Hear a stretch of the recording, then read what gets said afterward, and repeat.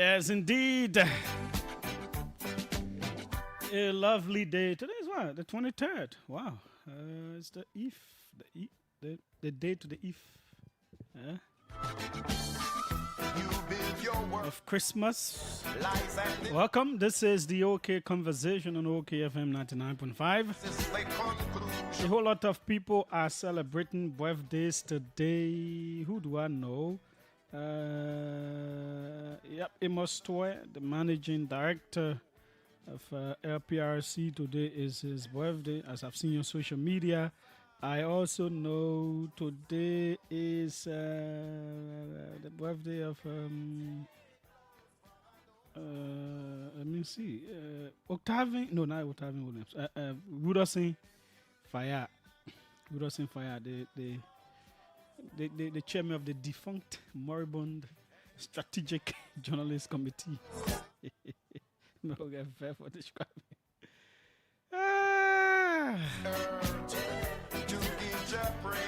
Happy birthday to you. Yeah. Anybody else celebrating birthday? Happy birthday to you too, yeah? Okay. At 5 o'clock, we'll have Benedict Koluba with us. 4 o'clock, we'll do something. Part 2 of what we did last week. We did the ministries. We'll do another sector today. Tomorrow, we try to do the final one. Tomorrow will be the legislature. We'll see how we do that. But by 4 o'clock, it will be the other entities of government that are not ministries.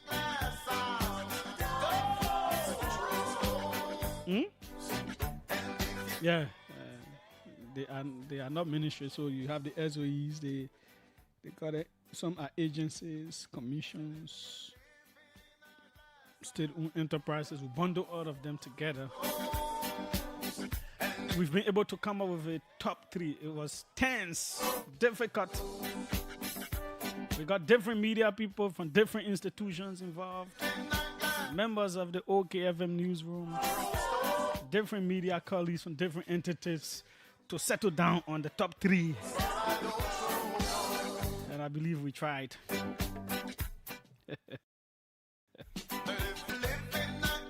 But before that, we'll talk about the things that matter nowhere else but right here on the OK Conversation on OKFM 99.5. Last night, Egypt, they won 2-1 against Zimbabwe. Zimbabwe got the cotton razor. Egypt came back scoring through Omar Mamouche. And then Mohamed Salah sealing the victory. As we speak right now, DR Congo have beaten Benin by 1-0. That's in Group D. Also ongoing in Group D, Senegal and Botswana, 22 minutes gone. It is still 0-0. Later on, the Federal Republic of Nigeria will take on Tanzania. That's at 5:30. And then at 8 o'clock tonight, Tunisia and Uganda will face off.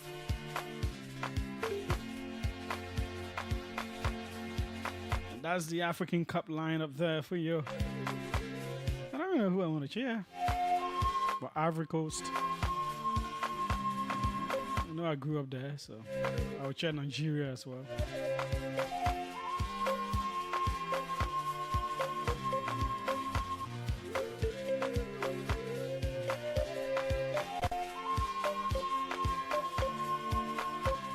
Who are you cheering for the African Cup of Nations? Who are you cheering? Liberia aren't there. So who are you cheering? Ooh, message. I am back on Facebook. Yeah, last night Facebook did the review. They say I didn't do anything wrong. So whoever was doing whatever, I have my account fully back. Let's make news. Armed men have killed 28 people traveling to an annual Islamic event in Nigeria's Central Plateau State. Local sources have told the BBC. The victims, including women and children, were ambushed in their bus on Sunday night as it was driving between villages. News of the abductions comes that's just a day after The Nigerian authorities announced the release of the remaining 130 school children and teachers from a separate mass kidnapping at a Catholic boarding school in Niger State. That's in Niger State last month.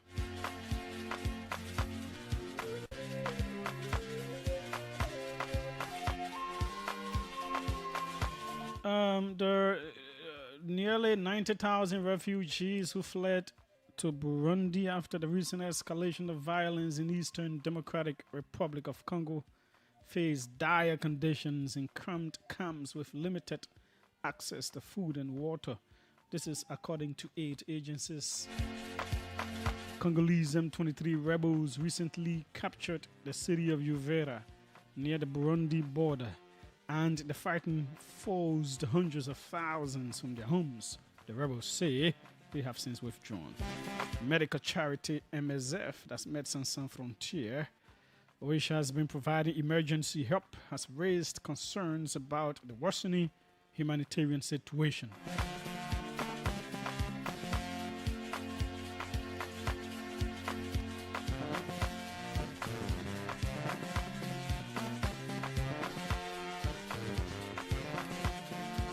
Okay, let's take a very quick break with some of our sponsors here. When we come back, the issues will be on the cards. This is the OK Conversation on OKFM 99.5. While we are at it, let us pay our taxes.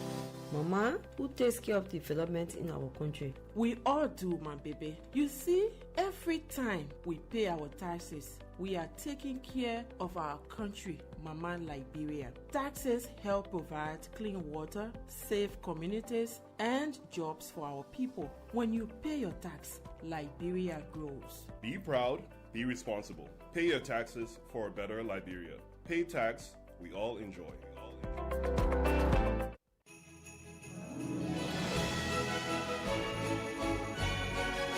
The Board of Directors, Management and Staff of EcoBank Liberia extend season's greetings to the government and people of Liberia. May your celebrations be filled with joy, peace, warmth, and happiness. And may the new year also bring you endless opportunities and success. Thank you for being a part of our journey. We wish you a Merry Christmas and a happy and prosperous 2026. A message from EcoBank, the Pan-African Bank.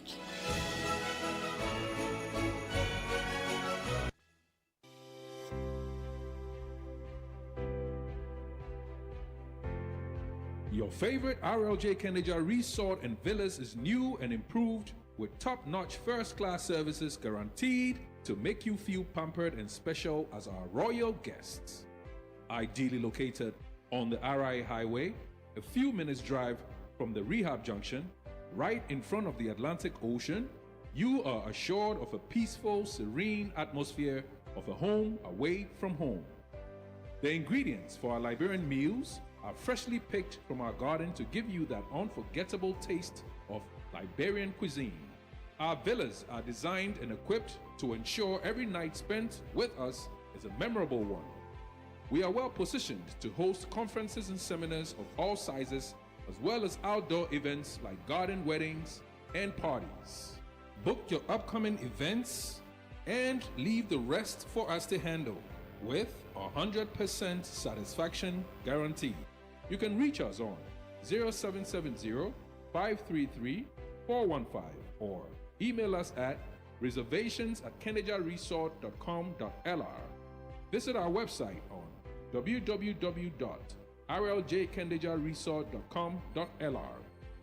RLJ Kendeja Resort and Villas, for memories worth repeating.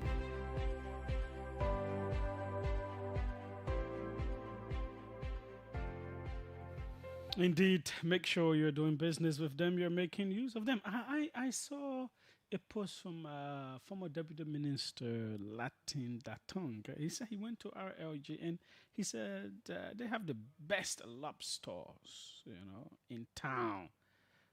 He said the experience, the ambience, and everything else was so good. Those are the kinds of things we want to see. Those are the kinds of things we want to hear. So patronize them. Go there. do business with them, and that's certainly going to be good. So RRA, RRA, we've been talking about the highway, especially in the night, very difficult to drive. There's always been we've been pushing governments to be able to put light along the RRA road. So the lights were turned on by the president on yesterday. That's last evening. Good thing. The road is still being done. Yep, not completed. It take perhaps a couple of more years or so to get the entire thing done. But then later on, there were critiques that came up about, well, the lights are not all over on the road. It's just to certain places. So why would they carry the president there? Why would they make the president go turn on lights for something that is not finished? So, spot. Some places have lights, some places do not have lights. Okay. Today, the information minister spoke about that. He said places that are still being worked on that are not fully completed, they're not putting lights there yet. Because it's almost like if they pull the light poles there, they will have to take it from there. If either they are paving or they're running second courses or they're doing drainages and all that stuff. I also spoke with the public works minister. He said it's a project, quoting the LEC managing director, that it is a project in phases. PHASES is in phases, so it's like one stage to the other stage, finish with one segment to the other one. So yes, some of those places do not have light poles yet. So the debate between us was like, but why why would the government allow the president to go turn it on? He said, well, it was a launching to say that, this is what we are doing. Lights have been turned on some drives of the road. Others don't have lights yet. Yeah. So the first phase is done, so the president turns it on. The other phases now we just follow when they get through. Yeah, they will just automatically turn them on. It will not require the president again because he has already turned on the first phase. I said, well, yeah. So it depends on who you talk to. I'm not sure personally I can be critical about that. Well, if the government feels they don't need to fully have all the lights on the road before they get the president there to turn it on. Others will say, well, it doesn't require a president turning it on. The LEC managing director could do it, or someone else could do it. Well, given what the country is, yeah, that's what it is. So that is the explanation. So you've heard from all sides, right? Portions. So yes, it is true that it is not everywhere along RRA that has LiPo. No. Some places have, others do not have. The explanation from the government is they're not done with those portions yet. Even if the road is done, they have to put drainages and all of that. When those are done, then they will have the LiPos there. I also think when the LEC made that announcement, was it 2 or 3 months ago? No, it didn't reach 3 months. When they made the announcement that they will have electricity along RRA by Christmas, I feel that they also wanted to meet that deadline. So yeah, carry the president there. It makes it big. It attracts a whole lot of attention. Yeah, it attracts a whole lot of attention.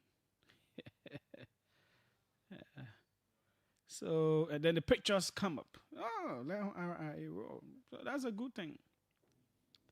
Hopefully, in the succeeding year, the full thing will be completed. The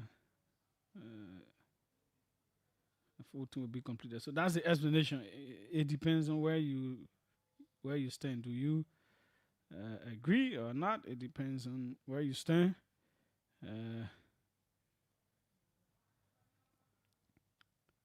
The season is here. Sometimes people say, eh? That boy not corrupt. Why did not give him money? Boy, yeah. Spoiling money, giving money to people. That argument. But that argument there doesn't hold water. Because all countries, let me start with the very developed countries. A whole lot of them are welfare states too. They are welfare. They have a way of taking care of people who do not have, or people who are poor. So you may not see bunch of people to their officials' houses because they have systems in place. So, for an example, in the UK, in Wales, in Cardiff, I want to be specific, the one that I experienced, somewhere in Cardiff, right not far from Cardiff University. My friend Don Zoga took me to this place. He wanted me to see they have this place where they have free food, free clothes for people who do not have. Yeah, throughout the day, you can go there, you eat if you don't have clothes there. So people donate to that cause. The government posts money there, people donate. In America, they get what they got. You call it food stamp or something. Yeah, they have ways of meeting the needs of people who do not have. A whole lot of European states as well, shelter, food, clothing. They have that way. So you say, Westerners, the white people, they can just give people money just like that. But those people donate to charity. Some of them live, they make a whole lot of money, and in their will, they'll put it as a so million goes to charity. So they donate to charity because charitable organizations reach out to other people, poor people, people in need. Sometimes you go to the Western churches, the white churches, you don't see them that the way we can sing song to go put offering in the offering basket. You don't see a whole lot of them doing it. It doesn't mean they don't give offering. So you who now you go to church, you say, the people can give offering. Whole day Africa, they make you give offering. By the way, I realize, sometimes they have their offering stuff at the back and no one talks about it. You go there, you put offering. Some of them, they write checks.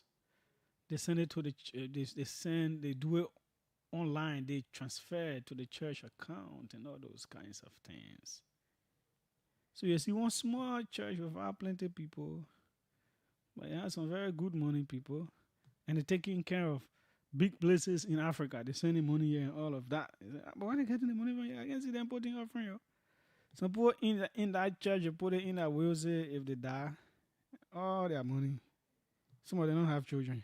They ain't got family. Yeah. They say it goes to my church, it goes to charity organization, it goes to so. The point I'm trying to make is all societies have a way of giving. So ours is we're not at that level. We get Ministry of Health and what thing? Social welfare. And what? Social welfare. What does that social welfare really do?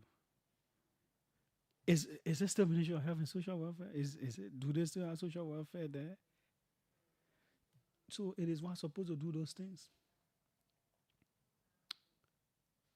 But those places are not strong enough. They are not effective. No, they're not. You have the disabled organization. What goes there so much? What does it do? You have the National Food Assistance. Now it is an agency. Senator didn't propose a bill. It went through. It is an agency. These places,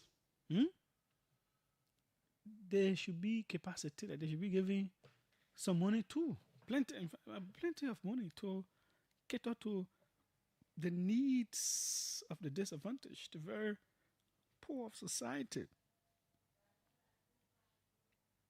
That's a country is supposed to take care of all of its people. When you pose a very important issue, it is an important thing.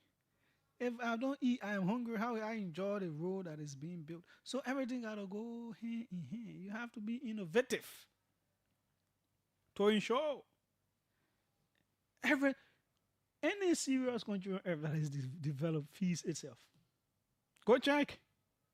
Food is an eating important part. Clean water, important part of life. It cannot be neglected. So that's why if those places are not empowered to do what they're supposed to do, then you the officials now, then you both cannot be me. You are not permitted to be mean because the very poorest of the poor will see you as the substitute, and they're not wrong. And does that mean that you should be corrupt? There are some people that just mean. Even they corrupt, they mean. They're not corrupt, they mean. Someone will steal on 100 or 200,000. You be the area that they ain't get nothing. Nobody can enter their fence and see anything happening with them. They just go to work, they go back home. Season time, they travel, take one of their leg, get in, take some 15, 20,000, carry them somewhere, enjoy themselves, they come back. There may be another official there who is earning just 3 or 4,000 or 2,000. What? Let's say 3,000 on the average. That would be the average in government. But 3,000 or 4,000 would be the average. Yeah. So let's say the person earns 3,000. The person decides, say, okay, the season time, my family and I can chill on 2. So they take something 1,000. They say they buy maybe 35 to 40 bags of rice, some oil. Just small things. Say in the area, give each family 1 kilo oil and something. Just small thing. Now, that person who got more money, who's even corrupt, a whole lot of people will be thinking, say, this person who earns little, but it's just generous. Man, get money. How do you not get money? They're stealing the country money. No, the person may not be stealing. They're just generous.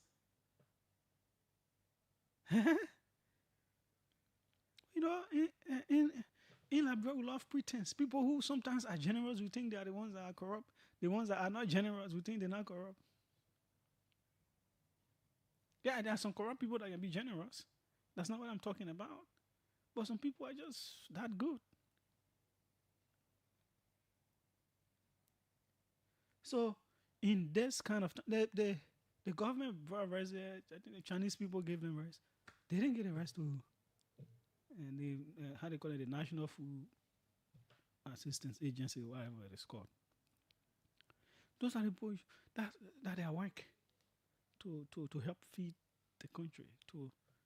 What are the schools? The whole school feeding thing is supposed to take it from Ministry of Education, give it to those people because they have the capacity. They should have the ability to be.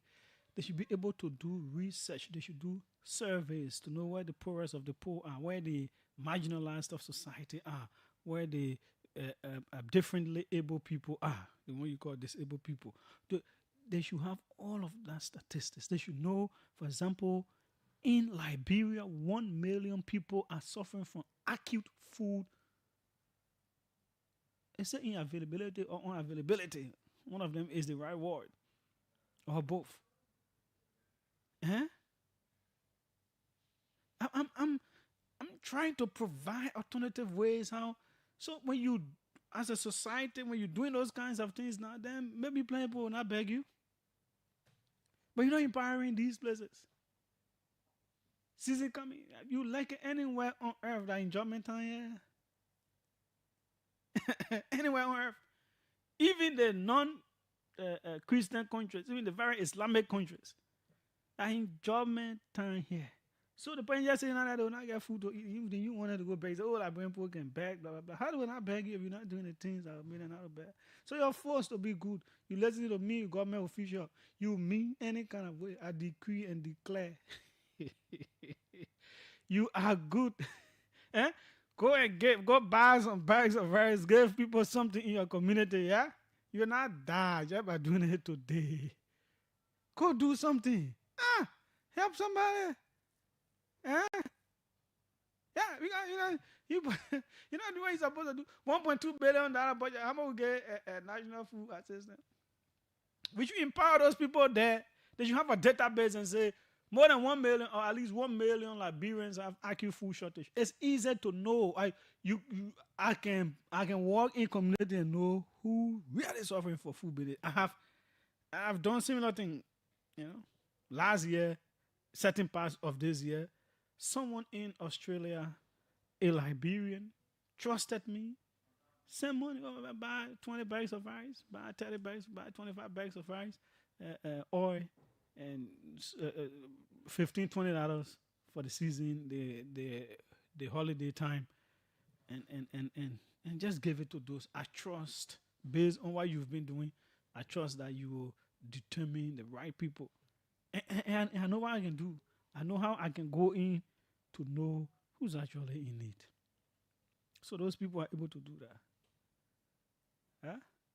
So empower them. Everybody has to. You can't just be talking about, we're doing it 1 year, we're giving less, and blah, blah, blah. But you can find ways to make people eat. If you are strategic, you can do it every month. A government is able. You want strategy? Yeah, give me some money, you pay me. I want a consultancy, I'll go to food people. There is a way you are able. A government is able to easily, no fighting. Government will supply some very indigent people, some very suffering people with rice and oil. Every month they're able to do it through the food assistance agency. They're able. Yeah. How much for rice? Even when the government is out to buy a whole,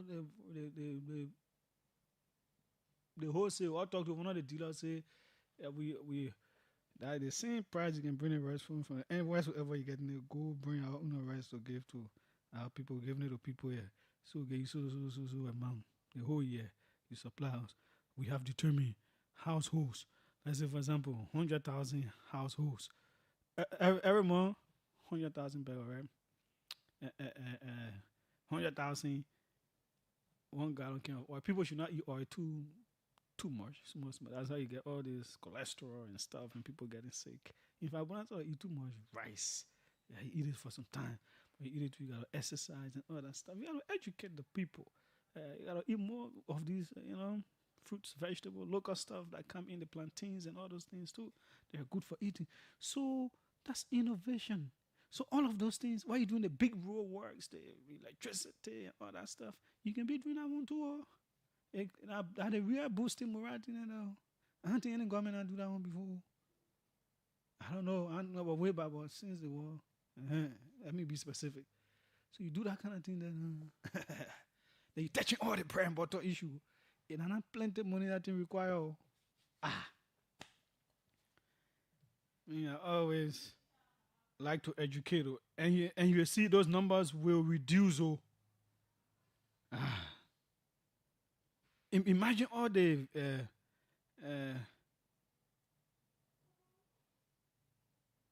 okay, thanks so kindly. Someone just let me know that welfare moved to Ministry of Gender, Children and Social Protection. Social protection replaces social welfare. Okay, that's good. That's good. Thanks so kindly, sir. I appreciate it. Okay, so what I was saying, simple. So you see, you can address some things correctly. So the budget apart that it could do some of that. Now all our country, you can't leave some people behind because some people working, they're getting smart and everything okay for them. It doesn't mean that it's okay. It's not okay. Mr. President, it's not okay. Government officials, it's not okay. I'm telling you. Okay. I just passed by. Next year, I will advance on that more. You always give some more money to that food assistance. I just feel that it's able to help boost agriculture. When you're fixing the roads now, then people should be able to buy the plantains. Sometimes people can have all the stuff in the counters, and some of it can spoil because there's no buyer. And the government can buy plantains, buy the cassava, and all those produce, the potatoes and all of that, to do school feeding, to reach out to the real suffering people. Why should we have all these blind people, visually impaired people all in the streets every day? There's a way you can make their lives better. It should not be too big a thing to do. When you strategize, you can do it. You can put money where it belongs. You see, God will even help the country when the country is really trying to meet the needs of people that are suffering. There is a connection between God and suffering people. I don't know why. I don't know how he does it. But God, the creator, even believe God, well, there's a creator. Yeah. So what are you calling creator? You calling God. Anything that made us to be what we are today, there's a connection between a person and suffering people. When you're addressing the needs of suffering people, God can help the country. Yeah. Not sure. It is doable. You can get a place on a correct institution to help the government to even relieve you. Why should someone be going to you for job, rice, but to go buy rice to eat if every morning getting a bee coming? You know, when we're refugees, before I go to my topic, and then we do whatever else we're supposed to do. When we're refugees in Ivory Coast, for a very long period of time, they were supplying ADRA was dealing with schools, ADRA, and they used to bring food to the schools who were doing school feeding. We were eating beans, rice. Then from there, they started bringing rice, they started bringing cornmeal and buckwheat and all that stuff. But then, UNHCR was bringing food as well. So depending on the size of your family, a number of bags of rice we received every month. Every month those things were coming. So we were refugees, but the owners of the land were jealous of us because we were getting free food. we're eating. Imagine our family. I can't remember the number of bags of rice we used to receive, but at one point my mother was a cheerleader, and so by being cheerleader, you know what that meant. Yeah? So food never used to finish for our house. We have food, beans, all kind of beans and rice, oil, all that stuff. So the refugee then when I drive by with the refugee then we enjoy. The towns when I say but what other refugee then you're eating. At some point in time it started to go down. But the point I'm making is meeting the needs of people, you can do it. Yeah? Now, the role of the media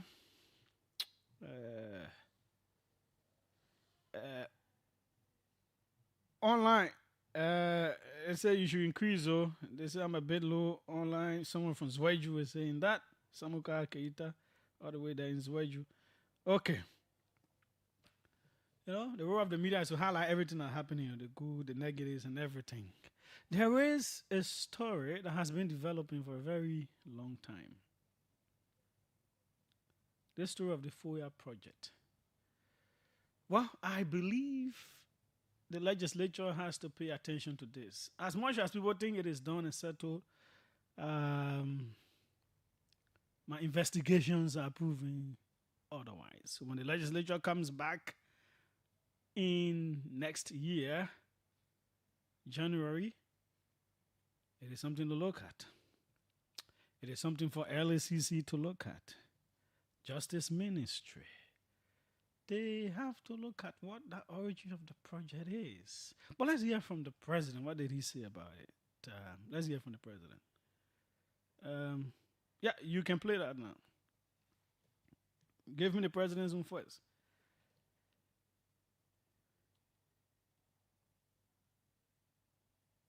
Abby.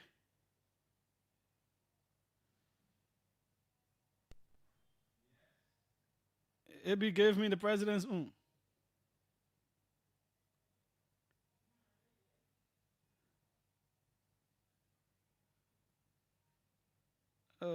We are concerned about the much talked about FOIA project. Some people say, let me colloquialize it, let me simplify it. Some people say that a retirement home. Some people say that a play you want to move, you do a secret building there. So of course the Minister of Information has spoken. But we thought that we hear from you what actually we need to know about this housing project in Fulham. I don't need a retirement home built for me by public. I'm going to, God willing, retire maybe in 4 years. I have a house there. Samaritan person was using it for years. I'm going to rebuild the house for retirement. I've never taken government money for any personal use. But let's understand, Liberia is the oldest country maybe in Africa, oldest republic. Liberia must now position itself in the sub-region, the Mano River Union, for example. You know Sierra Leone, you know Guinea, you know Liberia, of course Cote d'Ivoire. We are now almost positioning ourselves as the peacemakers. Up to today, Sierra Leone, besides internal problem, like all countries they have the Yenga problem. With Guinea, that problem been lingering for years. We have been involved. You saw Ellen Johnson Sirleaf cross the river. I educated her on Yenga. There's a potential conflict between Guinea and Sierra Leone. Besides that, Guinea is a military country. They are trying, I think on the 28th of this month, they'll be having their election. We in Liberia are positioning ourselves as peacemakers. Cote d'Ivoire is working well with us. I just went to Ouattara's 4th election as president. There too, we thank God, could have been some conflict there. So, FOIA project is intended to be a hub for peacemaking in the sub-region. Mada Bio can drive straight to FOIA. The President of Guinea can come to FOIA. Even if Cote d'Ivoire will be the only country that will fly. So the project there is an international project intended to prepare FOIA as a place where we resolve these crises and making them very private by the president, people meeting there, international meetings will take place there. It's not a Joseph Parker project. In fact, it started without me knowing, because probably they knew that I would have resented it. So it is not a private project. It's a peace building place. It's a place where the sub-region can meet. Heads of state can come there in privacy, meet to discuss regional problems. No matter what we do internationally, first and foremost, we must be able to take care of this sub-region, the Mano River Union. That's the project there. You go there, there's nothing there in my name. So who's building it? So who's building that project? Is it funded by Liberia exclusively? It's going to be funded under the Mano River. That means Guinea, Sierra Leone, Cote d'Ivoire, contributory. But it's on already. It's on. It's been funded. Why didn't they tell you about the project? Why would they make it so? Well, you know me, they know very well I would have resented initially because I don't want anything done there. And so they wanted to make sure. But they got, you won't hide it from me. But it's not a private project, it's a national project. Who did they? Just like the way we're doing in Banga, we want to make Banga a conference center. We're building that there. Projects will go to different parts of the country. The people in the south, in the western side, they are trying to make Cape Mount Tourist Center. We are trying to make Bumi Educational Center, Bapolu Emergency Medical center for the whole. So everywhere project, that's the project for the sub-region. Okay, but the key takeaway is that that is not your personal. It's not. Not a personal project. I don't want a personal project. Personal project would be, I live in my house. Next year will make me 44 years. I'm content. The rehab. Of course. Okay, so that was the president. In terms of funding, he didn't mention Liberia, he mentioned Guinea, he mentioned Ivory Coast, he mentioned Sierra Leone.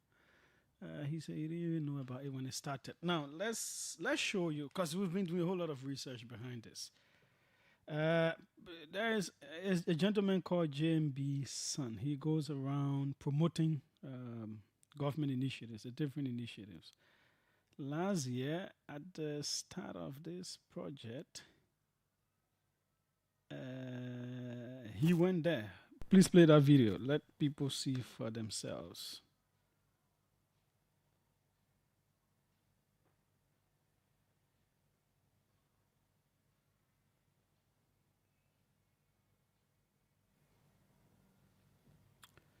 Can you give us that one? Lofa, is that the play looking big? You're seeing the hey guys, don't screw you. See the thing again. Just like you can doing Lofa country, they may pay you president palace. Any other president can reside there when you can't. Apart from your government, any government can like pay you reside when you can't in Lofa. Is that the play looking big?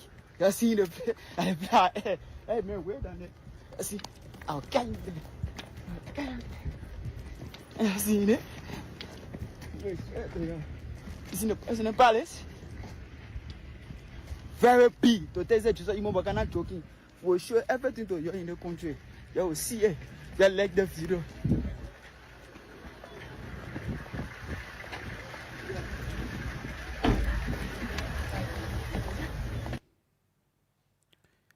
Hey guys, don't screw you. See the thing again.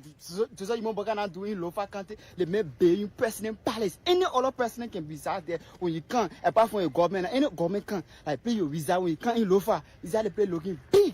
You're seeing the and behind him, you see the presidential convoy. The president went to inspect. The project had not started.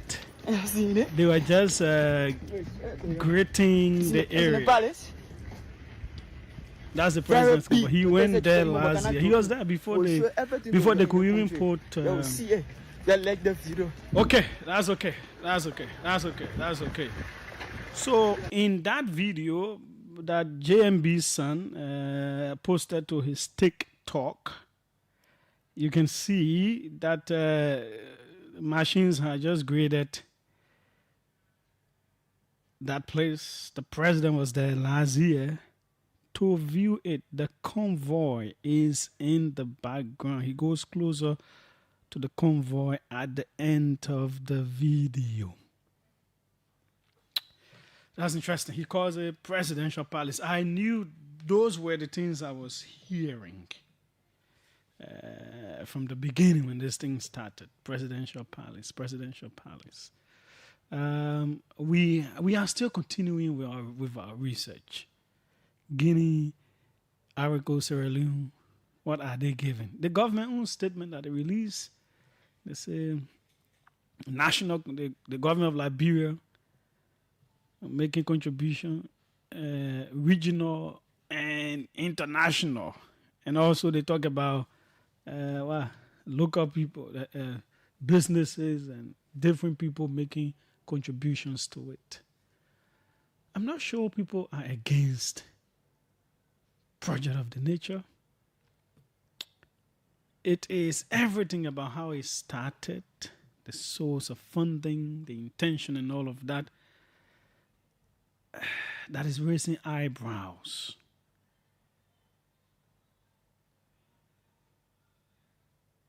Which money is being used? We know we have heard leads of some SOEs, but we are still following those leads. These things are serious. We also want LACC and perhaps Arab and all these people. No one at that time said, no, GMB said, no, that thing is not presidential palace. Nobody at the time said it. Nobody. And nobody can eloquently argue about security nature because absolutely any peace place should not be in hiding. The NSA, which is the most secretive security agency in the country, when their headquarters was being built, we knew how much. You knew how much the Liberian government put there. We knew how much American government put there. We know where the land was. Yeah. They even show how the building was going to look like. NSA building that they built in White Plains or wherever it is. I mean, a whole lot of people know where it is. They pass around it.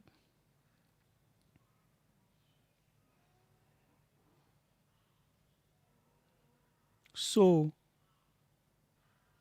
the contradictions from the president to the government's own statement it released, the different things that came before require proper investigation. It is in the interest of the government for proper investigation to take place. The procurement processes, the government saying 6-point-something million. That's too much money. How did they resort to using the company they are using, which there are claims being made about it being a company belonging to somebody who should be a relative to the president? How did we arrive at all of those? What procurement processes led to that? We should know. So we are following. 777-700-995, 555-995-995. Let's take some of the calls. The investigation will continue. We don't rush into these things. When we come with authentic information.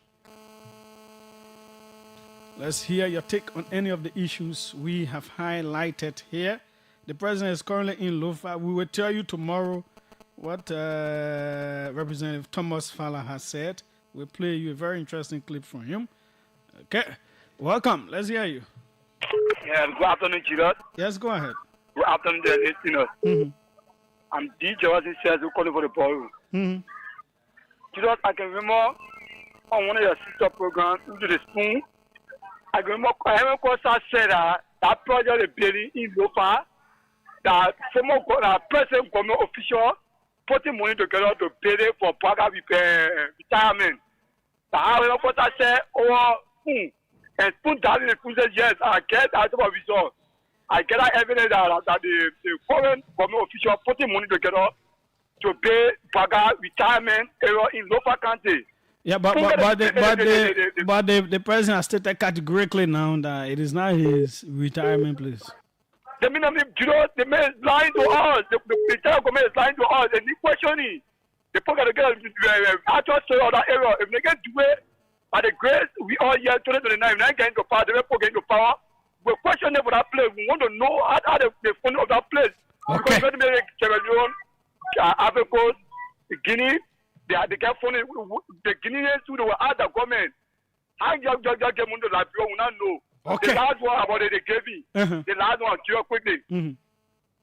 On your comment show the money clearance. So the top many call. They say they went to the information minister for help. At the end of the day, he start posting it. Some JV on there.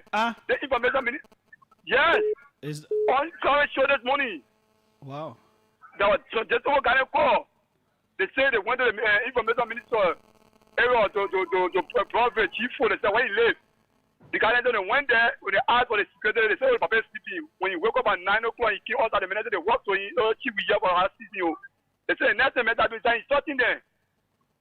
Ask them to get a clip. Okay. So the information minister now is first, now is second. He used the Frankie. They at the end of the day they went to the investigation. They said the both of them were wrong. Okay. They are so mean and arrogant. Thanks so kindly. But when people go beg you, if you don't have, you don't have. Well, I don't know what the details are. But anyways, welcome. Let's hear you from the U.S. Hey, good evening, Julius. Yeah. My name is Vincent Matia. I'm calling you from Ohio. Mm-hmm. Go ahead. Yeah, thank you for flagging this issue. But here is my thought. Mm-hmm. I believe that you can recall you asked they probably were minister, you and team man, and all of those people who in authority, everybody keep saying that they can't say something to watch this. So I believe that they just told the president, I mean, just go over the way you say, the people will believe you. But I think there is something deeper, to that project than what it is. For me, if you ask for my, if you answer my, if you answer about my, go ahead. Sorry, go ahead. The president doesn't want it. So I believe strongly there's something behind it. Thank you very much. Okay, thanks so kindly. In that video, they have not even put one black in the soil. The president's convoy is there. You can see he is there inspecting what's happening. Welcome. Let's hear you. Yes, how are you, Julius? I'm fine. Is this Kalasco? Yes, Julius, how are you? Fine, go ahead. Thank you, Julius, and thanks for affording me the opportunity. Julius, whether you like it or not, I think what you brings to the disco is something that we should all appreciate. It doesn't matter how you criticize me personally or President Weah, but I think what you are doing should be something that Liberians should appreciate very well. And I believe that the president lied on an oath. Trust me, that's what I believe. And I think it is something that Liberians should take very seriously.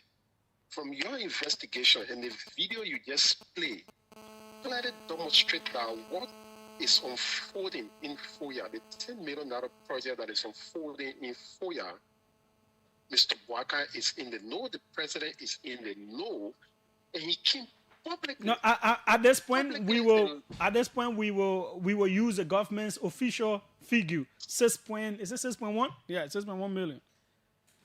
Julius, the government, the president of the Republic of Liberia, who come publicly and lie to the Liberian people.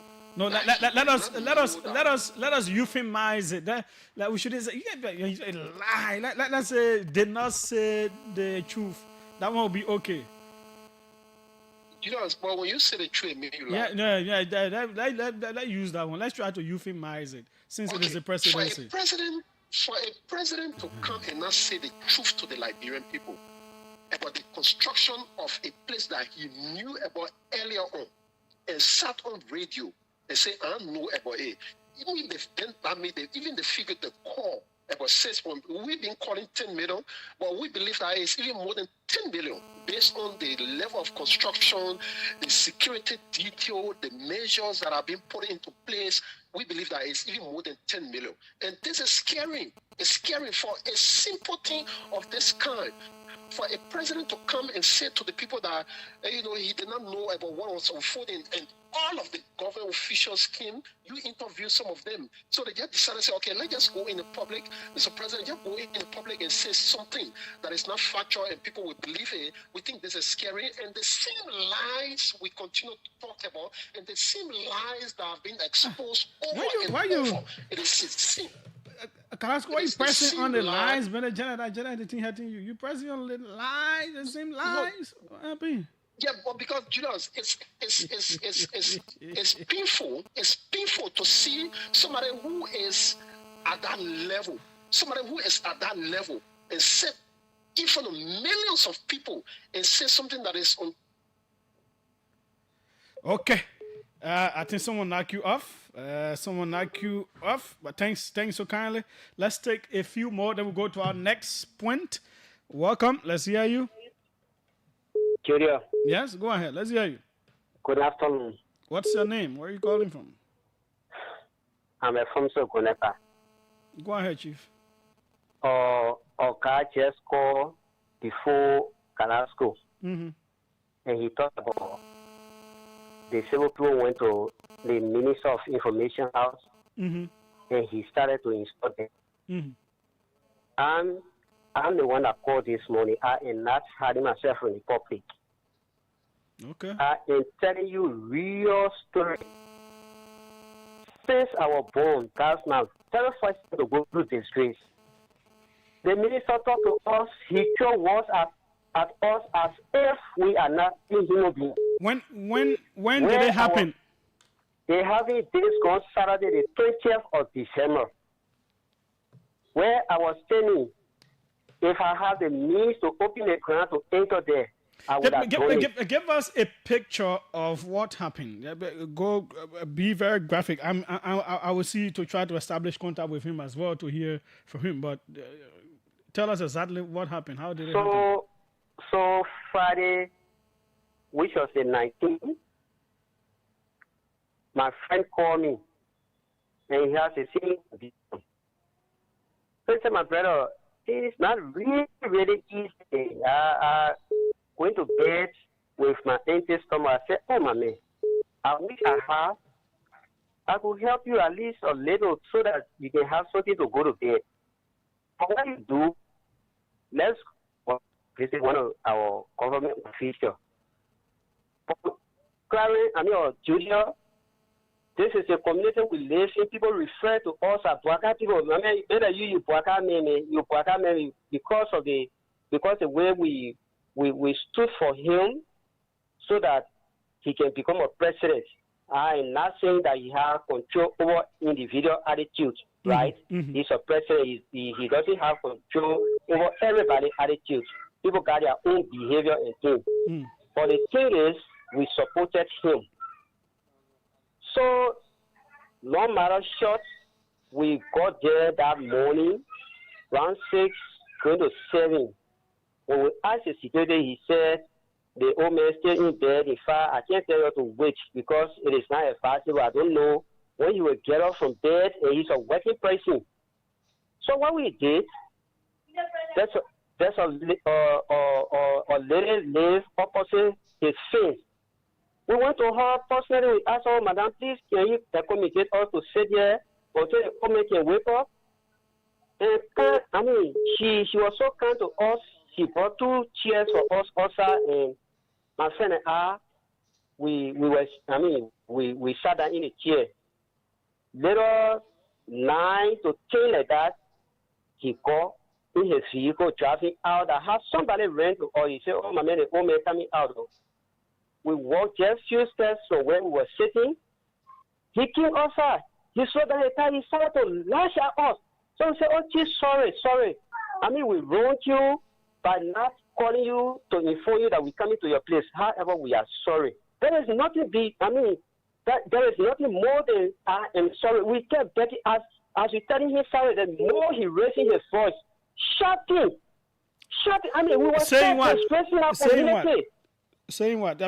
Saying what? Some of those words that he said, I can't use it on this public radio. Wow. But he actually, we were denigrated. He talked to us as if we are not human beings. When he satisfied himself, in fact, where I was standing, I was just screaming. So that's how I turned my back. Because it was too much for me. I turned my back. When I was going, I think he took something, he gave it to the security. Give it to them. Get it when you throwing food to doors. Did you accept it? He put in my friend here. I said my back, but I turned my back. So now I was so embarrassed to even go to the woman and tell the woman who accommodated us. I was embarrassed to go to her and tell her thank you. That's how we just were. My friend said, man, let me get out of this community. We have been disgraced. So he's not lying. I'm the one that called this morning. Say Alfonso Goneva says. Okay. If you want us to prove it, I can prove it. Julius. Okay. I'm a man. I don't mince my words. I don't hide. When I say something, I mean it. People know the kind of person I am. That's why he did to us. Thanks so kindly. I'm an honorable person. Thanks so kindly for your call. Let's take this one. I will see if we can speak with him on this matter. Welcome. Let's hear you. Good afternoon, Julius. Yes, go ahead. This is Emmanuel. I call from the bush. So, Julius, basically, I just called to respond to a question you were asking. Why is the former special aide to the president so angry? No, I didn't ask you that question. The man, I didn't ask him being angry. No, you're not the one to answer his question. to your own thing you want to. I say why he pressing on the line, that's what I said. So okay, well, you know why opinion. No, but that one it's not your business. But lead a man. Lead a man to who can be online for 10 minutes? Someone, are you not government official? My man told me. So, Julius, you know to be a presidential aide, who you have nowhere. My man lead a man talk on the issues. When you are making music. For the project in Foya is not a broadcast project. But unlike them in the past, where the president will go and build a park, he will name it project and say he's using his own money. President will go and pull level or he will say that project and his personal money using. You know, people who are used to such sycophancy, when they see someone don't want to play in the same line, they get angry. So what is the nature of that project in Foya? What is the source of funding? What is the procurement process? Do you have any idea about it? So what more clarity do you need on this when the information ministry and the president himself have told you that it's a minor river union project? It says the funding comes from one of the countries that are within the minor river basin. How much do each of the countries contribute? So this is why you are a journalist. The freedom of information act is but there. And why we asking you the people who empower now? I work to labor ministry. I don't work to information. But you work to labor. You know about we are una projects, but you don't know about your own government project. We are used to say that we are project. I have labor issue, then I will speak to that. No, but I'm saying that you even know more about we are project, but you don't know more about your own project. Julius, I went to Bapolu County. I saw a pole, a light pole on the WIA project. So I need no rocket scientist to have seen that want to know it. Thanks so kindly. This will be the final call on this matter. Welcome. Let's hear you. Thank you, my good friend and brother Julius. Let me say compliment of the season. Go ahead. Thank you. Look, sometimes we can just want to sit and listen to radio. That was some of our party, mean that we don't want to. But not all the time for people to just be hearing you if you ain't make sense. Local minister, I know who type of minister or deputy or proper. No, leave the man. At the same thing to attend a man to leave, leave the man. You say leave the man and he continue to. Yeah, so I beg you, leave the man to your own. He learned, yes, that my own are talking now. Just how he will say and you will tell him say to your own, and he continue to say what he wanted to say. That the same thing I will say, if you want to be 2 inches smaller, then you must allow me to. Let me learn. Because what I'm saying this is that he tried to compare Carrasco with him or with any minister. Carrasco is more better than all the ministers stay in their government. Because Carrasco stay traveling when he was in government, he was traveling. Carrasco has friends outside there and they still recognize it as a Carrasco. Even when Carrasco is, he even want to take the initiative to say, I will pay government official through my friend and I make contact with when I will empower my network. Yeah, let's leave that one. Let's leave that personality clash. Okay, now arrest on that. But now, you have a meeting here. They are just seeing the old disgrace their country and they want to come out to say the old disgrace us. They think that the just belong to them. It was a disgrace. Meaning what the old man told us, he's not in charge. We just live here by the grace of mercy of God. Thanks so kindly. We'll hold you there. We have to go to the next issue, you know. The fact that the president will say, oh, he didn't know and no action was taken against anybody. Who the person knows that if we tell the president he will not allow this to happen here, then they go do it there. That's disrespect to the office of the president. But no action whatsoever. No, but the president is seen from the very initial stages. Inspecting that project. Whatever the case is, we are still following. And you know, say that this Julius Jed, I don't want expose the financing behind that invincible pack they wanted to fish market. And you know, say that yeah. Then President Weah has said somewhere that he was, as his way of giving back to another IE or working at club, he was going to pay, you're going to use your own money to pay. You can remember he said it, he said all that stuff. So they pay everything, the president money and blah, blah, blah. Then I go see somewhere in the budget, something I was doing, I just see the little line, transfer to Invincible Park. I think the first payment was it 1.5 or something? Yeah, I saw that thing. I said, then I remember I said, no. They pack it. They said that person, we are saying money, very ill.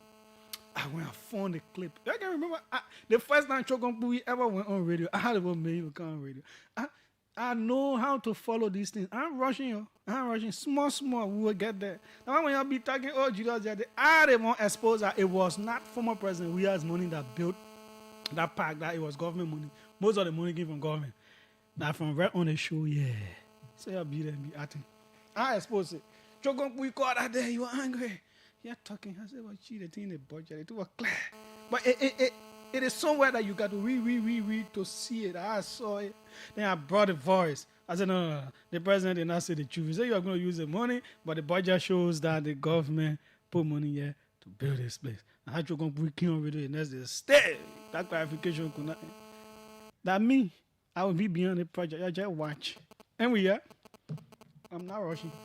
Okay, so we will leave that one. We will leave that one. Yeah, be talking. We'll leave that one. Small. Yeah, y'all get one lead just now. Small. Yeah, we got more in time. What are the years? We still get a real story. We know how to follow things. We know how much Guinea get. How much Sierra get. Even though the MRU don't put it on their site, the building project. Well, we will know. We go follow them. Okay. So we came up with 3 entities as the top. A whole lot of these SOEs and agencies and commissions and a whole lot of them been doing some good job, right? Yeah. Every one of them have issues, like any human entity will be. You have pluses and minuses, but there are some with more pluses and small minuses and other. So we came up with 3. It was difficult. There were 2 that were recurrent. So what we did was, I had mine, Trocon, we are the 2 people who run this show. He had his, then different people in the newsroom, other media people from outside. Which one you think are the top 3? Do the different analysis. We ran that. And then we came up with top 3 that we believe are the top 3. You may not agree with us, that's okay, but those are our opinions and we came up with the top 3. So now you will decide on the top 3 here, which is the best. Why my people, bring a paper and something so we can start this voting right now. So we have LEC. LEC have, based on what they inherited and all of that, they've upped their game. They became more stable. They've done expansions as well. So when you go back to early, set the basis, brought it up, expanded to a certain level. The next government came, ran with the CLSG, completed it, expanded to another level. The current government came, continues with expansion, does some repairs on some generators that they had there. Also, continuation of the how do you call that one? The solar plant that is under construction and all of that. More connections are taking place. They are trying to bring in new players into the system and all of that to make it better. We're not very happy with the LERC tariffs and all those kinds of things. Those are the downsides. Yeah, there can be some outages and all of that, but so far so good. We believe LEC did well throughout the course of the year. So LEC there for LEC. So the head of LEC is Muhammad Sharif. Yeah, but you put LEC. People may not be able to. Then the other place that cross-cut was LPRC. So LPRC was able to maintain at a lower, he put LEC, then the next one down, he put LPRC. They able to maintain the prices, maintain the product on the country. They expanded storage by building a new storage tank and all of that. And the downside would be the controversial usability.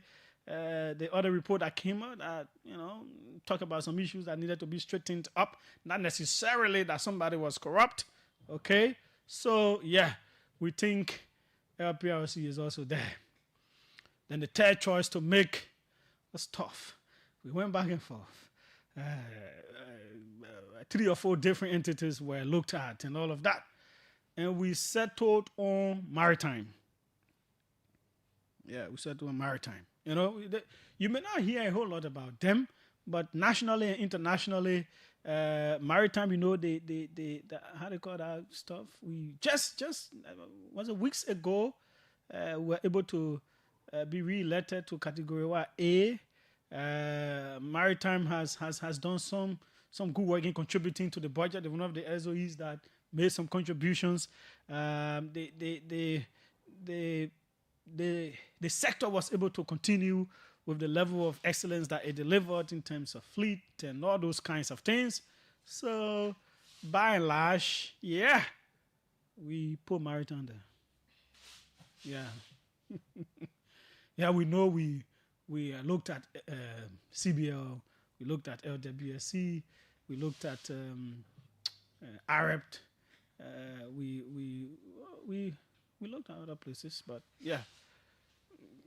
we could choose one, and based on the different analysis that we ran. So those are the top 3. So now is a time. It's a time to vote. So all you gotta do is call and say what are you going for LEC as the non-ministerial entity of the year, because here we combine SOEs, agencies, commissions, and all of that. Yeah. So that only 3 entities you're voting over. LEC, LPRC, Maritime. LEC, LPRC, Maritime. They are the 3 entities to vote over. It was not our own decision. There were plenty of different media people from different entities were part of So 777-700-995, 555-995-995. The international line is there. They are the only 3 numbers we're using. If you call my number to vote you on your own, you will not come true. So let's start. We want to have as many calls as possible before our guests can come in. Welcome. Let's hear you. Hello. Yeah. What's your name? Where are you calling from? Yeah, this is Moses when I call from public. Vote. Yeah, LPRC, Amos Toy. LPRC, Amos Toy. The head of maritime is Nito Lai. Okay. Welcome. Let's hear you. Hello? Hello? Yes, what's your name? Where are you calling from? I'm Chris. I'm calling over from Cincinnati today. Vote? LEC. LEC. Let's go international. Let's see who's here. Welcome. Let's hear you. Hello. Hey, Julius. How's it going, man? I'm fine. What's your name? Where are you calling from? Yeah, my name is Josh, calling from Houston, Texas. Vote? I just had a quick... Josh from Houston, Texas. Yeah. Yeah, thank you, brother. I want to apologize. So my vote would be LEC. Okay. But quickly though, if you don't mind, can I just give one, just less than 20 seconds, a quick little addition to the project in FOIA? Let us do it, because I'm sure the next guest coming in may talk about it, so we can do it at that time. Please. All right, man. Okay. I'll call back. Okay, thanks so kindly. Let's vote. Welcome. Let's hear you. Yeah, this is Momo Papa. I'm calling from Vietnam. Vote. LEC, Mohamed Sharif. LEC, Mohamed Sharif. Welcome. Let's hear you. What's your name? Where are you calling from? Hello. How are you, boss man? I'm fine. Your name? Thank you very much. My name is Hamidu Z. Kemakai, and I'm calling from the Southern Community. Vote. Vote. So my vote will straight go for the LPRC. LPRC. Let's come on this side. Welcome. Let's hear you. What's your name? Julius, my name is Ishopi Wola. I come from the township of Galway, Georgia. Thank you so kindly for your analysis, but my intention has been June. No, vote. Vote. That voting time. Vote on one of those. Yeah. Okay. I vote LPRC, but you could LPRC. Thanks so kindly. We're not taking man say I had 3 entities. But one of the things that was not part of it, but we decided my 3 are suggested were LEC, LPRC, and Central Bank. The other brother suggested we ran our analysis, and I ate that, my friend. I beg you. Welcome. Let's hear you. Hello? Hello? Julius, hello. I'm getting you clear. Yes, go ahead. Okay, so my name is Martin Singletuba, and my vote is to the LPRC. LPRC, thanks so kindly. Welcome. Let's hear you. Okay, sure. Fine, go ahead. Let's hear you. Vote. LEC. LEC, thanks so kindly. Welcome. Let's hear you. My name is Mark K. I've come from Oro. Vote. LEC. LEC, thanks so kindly. Let's take another one right there. Welcome. Let's hear you. Yeah. Hello. Yeah. I'm Joel calling from Panja. LPRC. LPRC, thanks so kindly. Let's take the next one. Welcome. Let's hear you. Good afternoon, Julia. Edward Spencer M. Joy is my name. Vote. I go for LEC. LEC. Yeah. Okay. Thanks so kindly. Welcome. Let's hear you. This is Andreas calling from Timber Village. Go ahead. LEC. LEC. Thanks so kindly. I did straight 5 calls on the Lone Star line. Let me come to the orange line. Straight 5 calls as well. Welcome. Let's hear you. Yeah, I'm here. I'm calling from Timitaro. Vote. LPRC. Good. The next one. Welcome. Let's hear you. Yeah, how are you? I'm fine. I'm actually calling from New Jersey Junction. Vote. Yeah, I'm voting for the agency that provides money to the budget. Maritime? Maritime, but I didn't want to provide money. Okay, thanks so kindly. Welcome. Let's hear you. Yeah, hello. Fine, let's hear you. I'm calling from Bonavant. LEC. LEC. Welcome. Let's hear you. Yo, good afternoon. What's your name? Where are you calling from? Vote. LEC. Welcome. Let's hear you. Hello. Yeah. I'm Mr. Blama. I'm calling from the Barry. Vote. I'm a Barry. Vote. LPRC. LPRC. The final one from this end. Welcome. Let's hear you. Yeah, I'm Vani. Vani who? I'm calling from Majari. Vani who? Kuma. Vote. LEC. Okay, let's go to the Lone Star line. 5 straight calls from there. Welcome. Let's hear you. Hello. Yes, go ahead. I'm Jordan Cole and I call from 24th Street. Vote. Maritime. Maritime. Thanks so kindly. Who else is on the Lone Star line? I'm not seeing you coming there. So, welcome. Let's hear you. Good afternoon, Mr. Julius there. Yeah, your name? Where are you calling from? Thank you. Momo Taylor from Painesville. Vote. LEC. LEC. Let's take the third one from the Lone Star line. Welcome. Yeah? Yeah? The name is Safe Water. I come for the GMB and GK Dream for Better Life Foundation. LEC. LEC. Good. Let's take 2 more from the Lone Star line. 555-995-995. If you ain't coming there, I will switch. Let me go international. Okay, this one is coming from the Lone Star line. Welcome. You went off there. So let's go international. Let's go international. Welcome. Let's hear you. Yeah, Julian, good afternoon. Yes, go ahead. Yeah, this is George Conway calling from Louisville, Kentucky. Who are you voting for? LEC. LEC. Thanks so kindly.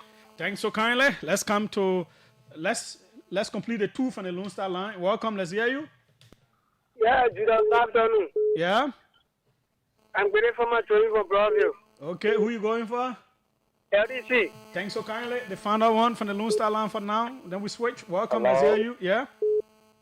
John Cooper, Washington, calling from my Bagley. Vote. LEC. LEC. Let's come to the orange line. Let's see who is here. Welcome. Let's hear you. Hello? Yep. Your name? Where are you calling from? I'm Gaga Augusta from District 10. Mm-hmm. The LEC. LEC. The second one from the orange line. Welcome. Hello, Julius. Yeah. My name is George Conner. I'm calling for Clarendon. Vote. I'm voting for LEC. LEC. Let's see who's coming in. Welcome. Let's hear you. Julius, how you doing? James Yankwe from Matale, LEC. LEC. Let's go. Hello? Number 4. Hello? Hello? Yep. How you doing? I'm fine. Go ahead. Yeah, my vote go to FPRC. Yep. No war in Ukraine.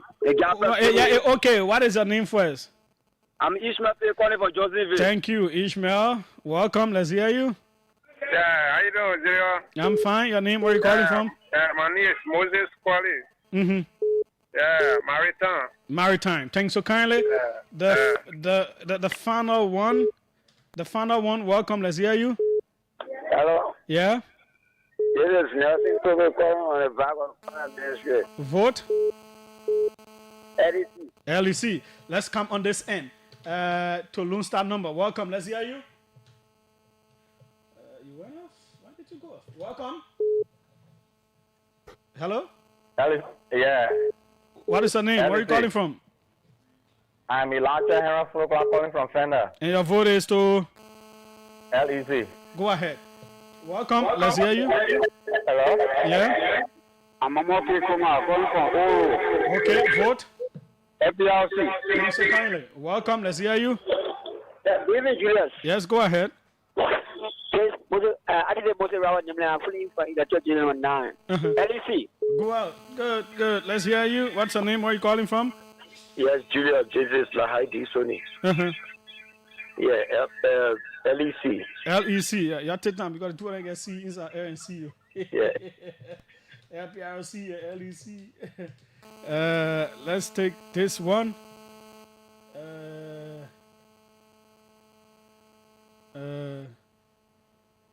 Okay. Welcome. Let's hear you.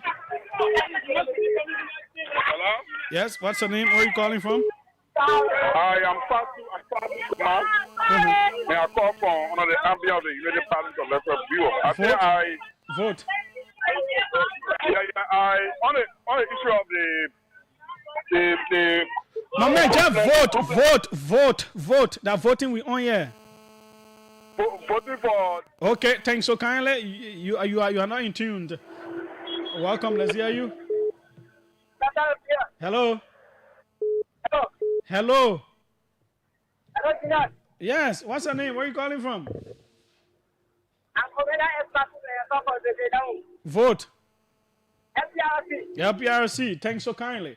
Let's see who's here. Welcome. Let's hear you. Hello. Wait. Yeah, I'm Papley from Chegoton. Vote.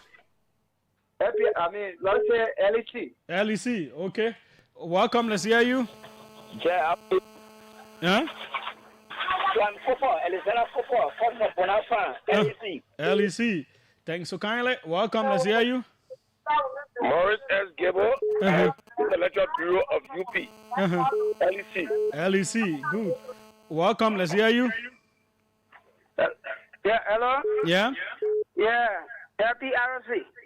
But you call your name, Ochi. Oh, I'm William Joe from Johnsonville. William Joe from Johnsonville.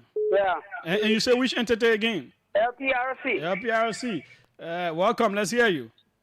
Yeah, Alema Kane. Vote. Yeah, Amos Square. Amos Square. LPRC. Thanks so kindly. Welcome. Let's hear you from this end. My name is Hussein Kew. I'm executive of the United Party Bureau. Vote. And I call from Jacobstown. Yeah, LEC. LEC. Who's on this end? Welcome. Let's hear you. Hello. Okay. The card's failing here. Don't fail. 777-700-995. 555-995-995. Welcome. Let's hear you. Hello. Yeah? This is James Don Young calling from Battle Factory. Go ahead. Valley. Nobody performing. Okay, good. But that name sound like one school, I think in Clarendon area. Are you related to? Oh, anyway, there's some kind of James. I think James doing on school. Welcome. Let's hear you. Yes, Julius. I'm Edwin G. Morris. I come from Mama Point. You vote? LEC. LEC. Good. Welcome. Let's hear you. Hello, Julius. Yes. Go ahead. Let's hear you. Yeah, I'm Naga Mira, LEC. Okay. Thanks so kindly. Welcome. Let's hear you. Yeah, this is Seth Kuma. I call from Tugman Bray. LEC. LEC. Good. Welcome. 777-700-995. 555-995. The numbers to call. Welcome. Let's hear you. Yeah, my name is James. I'm at the end join you from Chiefs to Fadrick. LEC. LEC. Welcome. Let's hear you. Hello. Yes, go ahead. How about that from Carrisburg? LPRC. LPRC. Good. Welcome. Let's hear you. Thank you. Daniel, you are calling from the local media. LEC. LEC. Welcome. Let's hear you. Hello. Hello. Okay. Welcome. Yeah. Vote. LPRC. Welcome. Let's hear you. Hello. Hello. Yeah, Julius, how you doing? My name is Thomas Du. I'm calling from the street. Vote. LEC, by all indication. LEC, all indications. Welcome. Let's hear you. Yeah. Vote. LPRC. Welcome. Let's hear you. Hello. Yeah. Yeah. Vote. Okay. So your vote is invalid. Yeah. Okay. Thank you for giving us invalid vote. Welcome. Let's hear you. Hello. Yeah. I'm Plama Isaiah from Cairo Shop. Vote. Community. Okay. Thanks so kindly. Welcome. Let's hear you. Oh, which are the entity that got voted for, sir? Hello? Yeah, good afternoon, Julius. My name is Jefferson Riley, and I do join you from district number 12. Vote. Yeah, nobody's performing, sir. Okay. That guy who called from, I think, Broville, I don't think he, yeah, my man, you vote. If you can try and call back, yeah, try.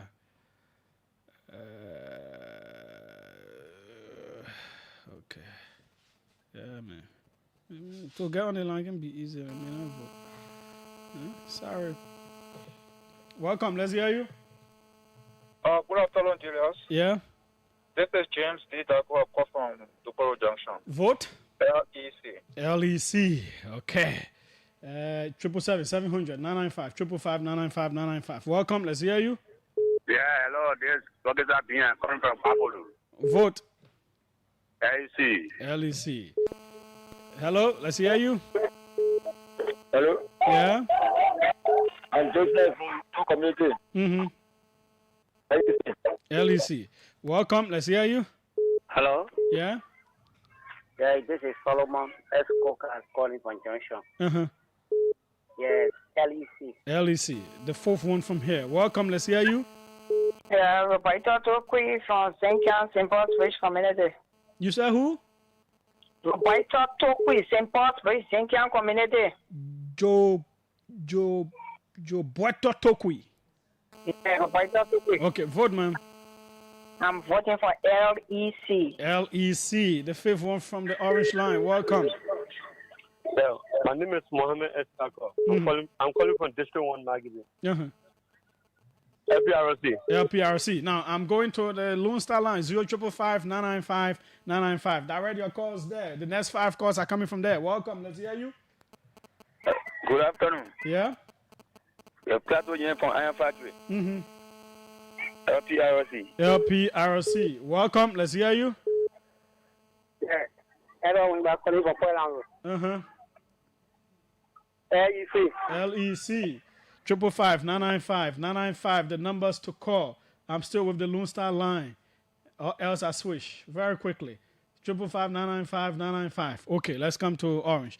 0777-700-995. 0777-700-995. Welcome. Let's hear you. Julius. Yeah?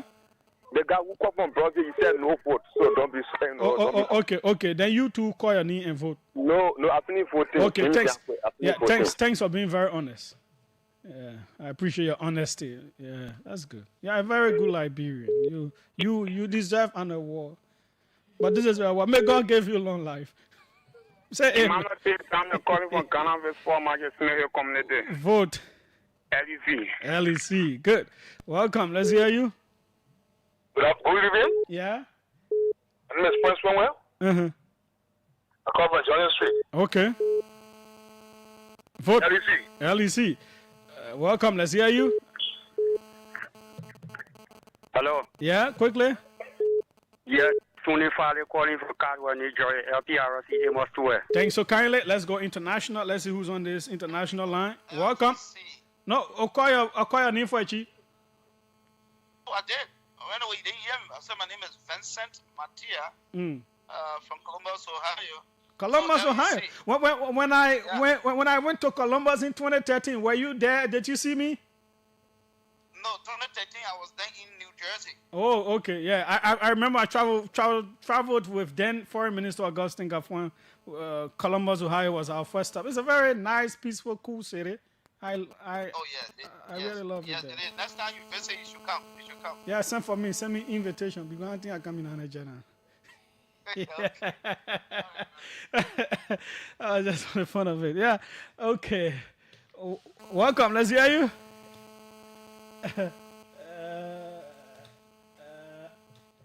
Hello. Yeah, this is Edmond Kumawari.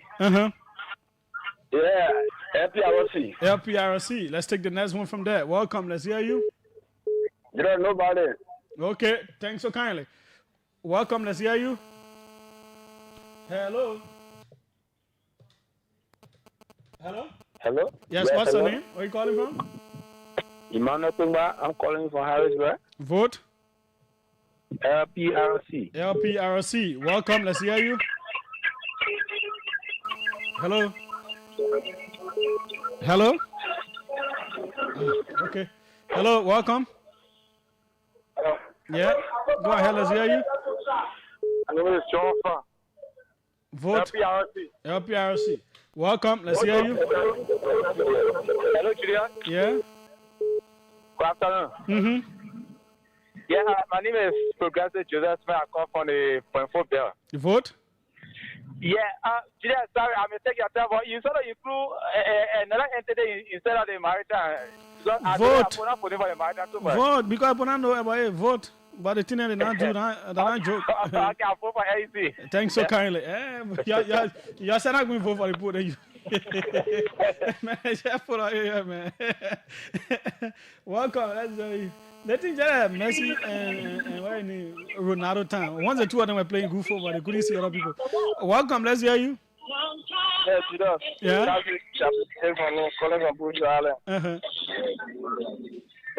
LEC. Thanks so kindly.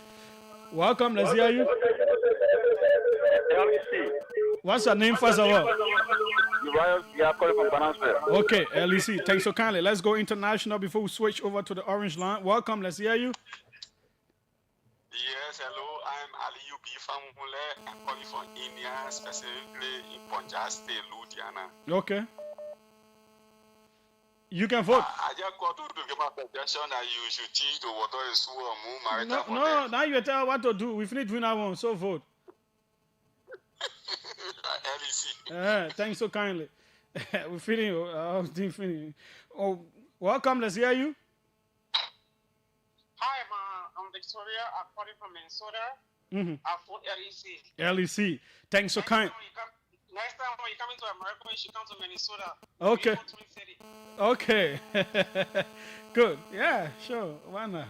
You know, if a Trump embassy will allow me, they put out they very say, you know, yellow guys say you're not coming to our country. Waste more. Welcome. Let's hear you. What's your name? Where are you calling from?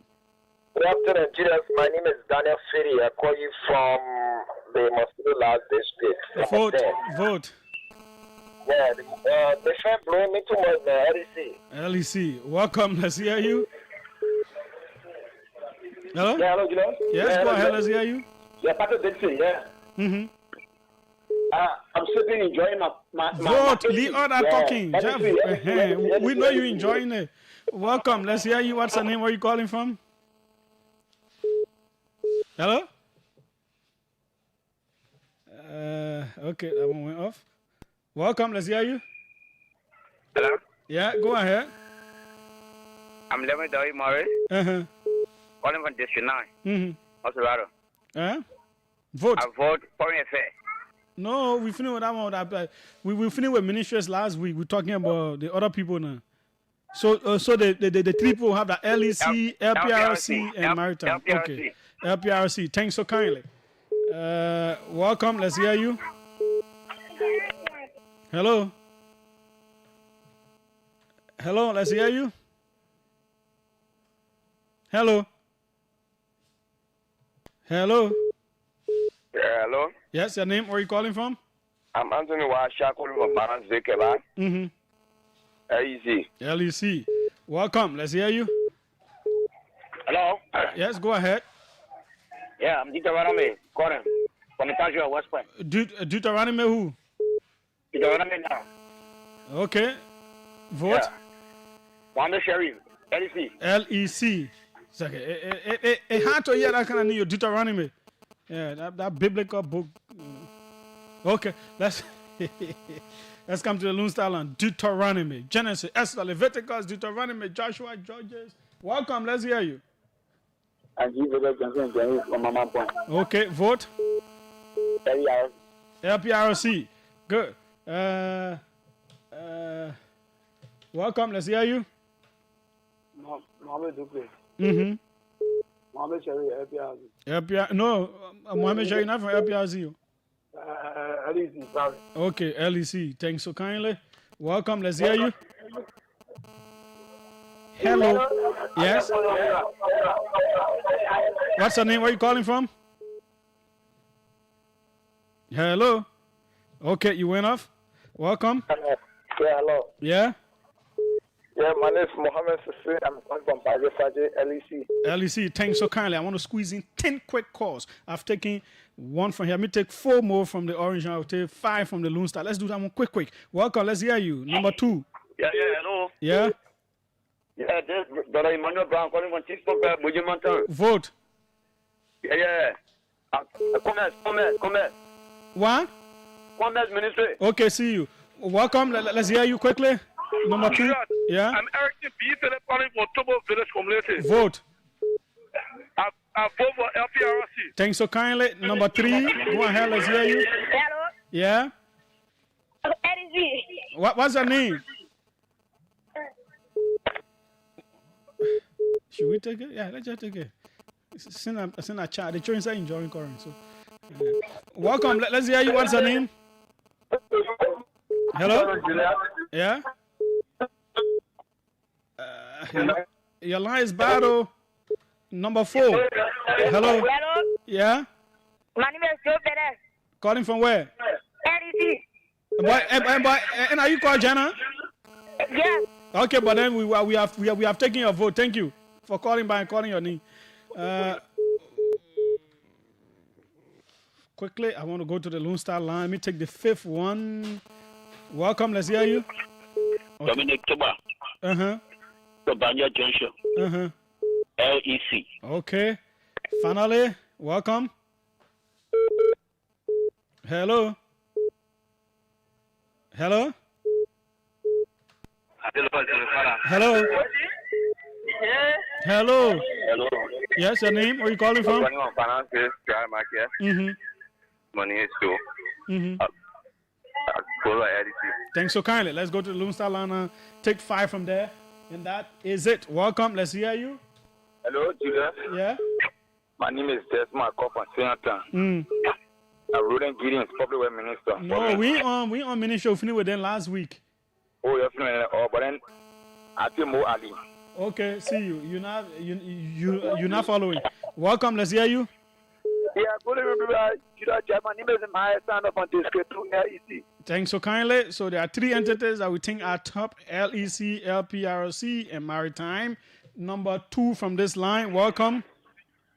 Hello, Julius. Yeah. My name is Axel Dibanome. Always go back to the country.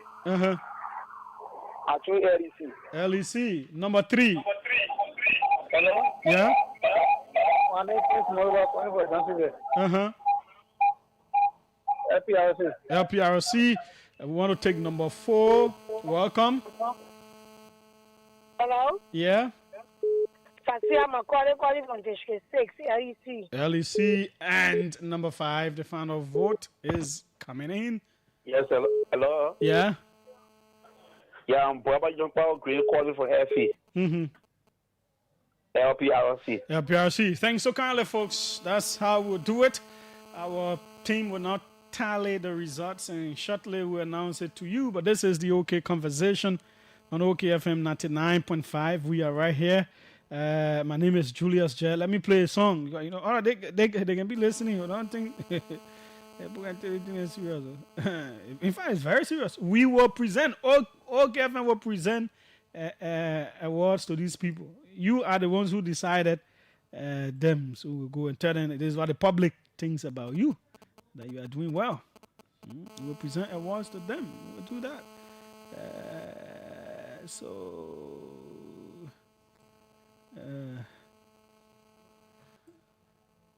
What is song I played yesterday? What did I talk about this song I played yesterday?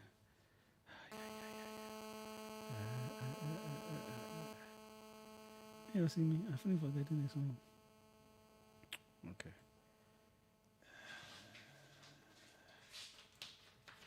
Okay, touch of heaven. It's touch of heaven. Let heaven touch our people. Let heaven touch some of our people, yeah? I got a touch of heaven. I'm caught up in your presence.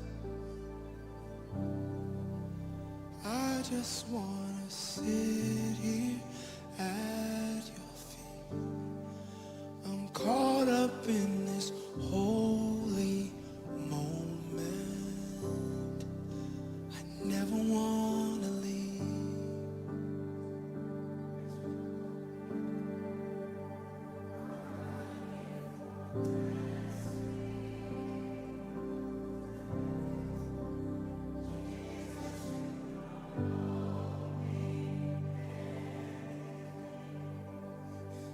More than anything that you can do, I just want you. Yes, indeed. The results are in. I just want you. And you have decided that the top performing SOE, non-ministerial entity of government, Nothing else will do. you gave invalid votes 5. And nothing else, oh Jesus. Maritime 3. Nothing else will do. LPRC 26. Just wanna feel you, Jesus. And of course, the winner of the night, ladies and gentlemen, LEC with 58 votes. Total votes of 92. LEC has won as the SOE of the year.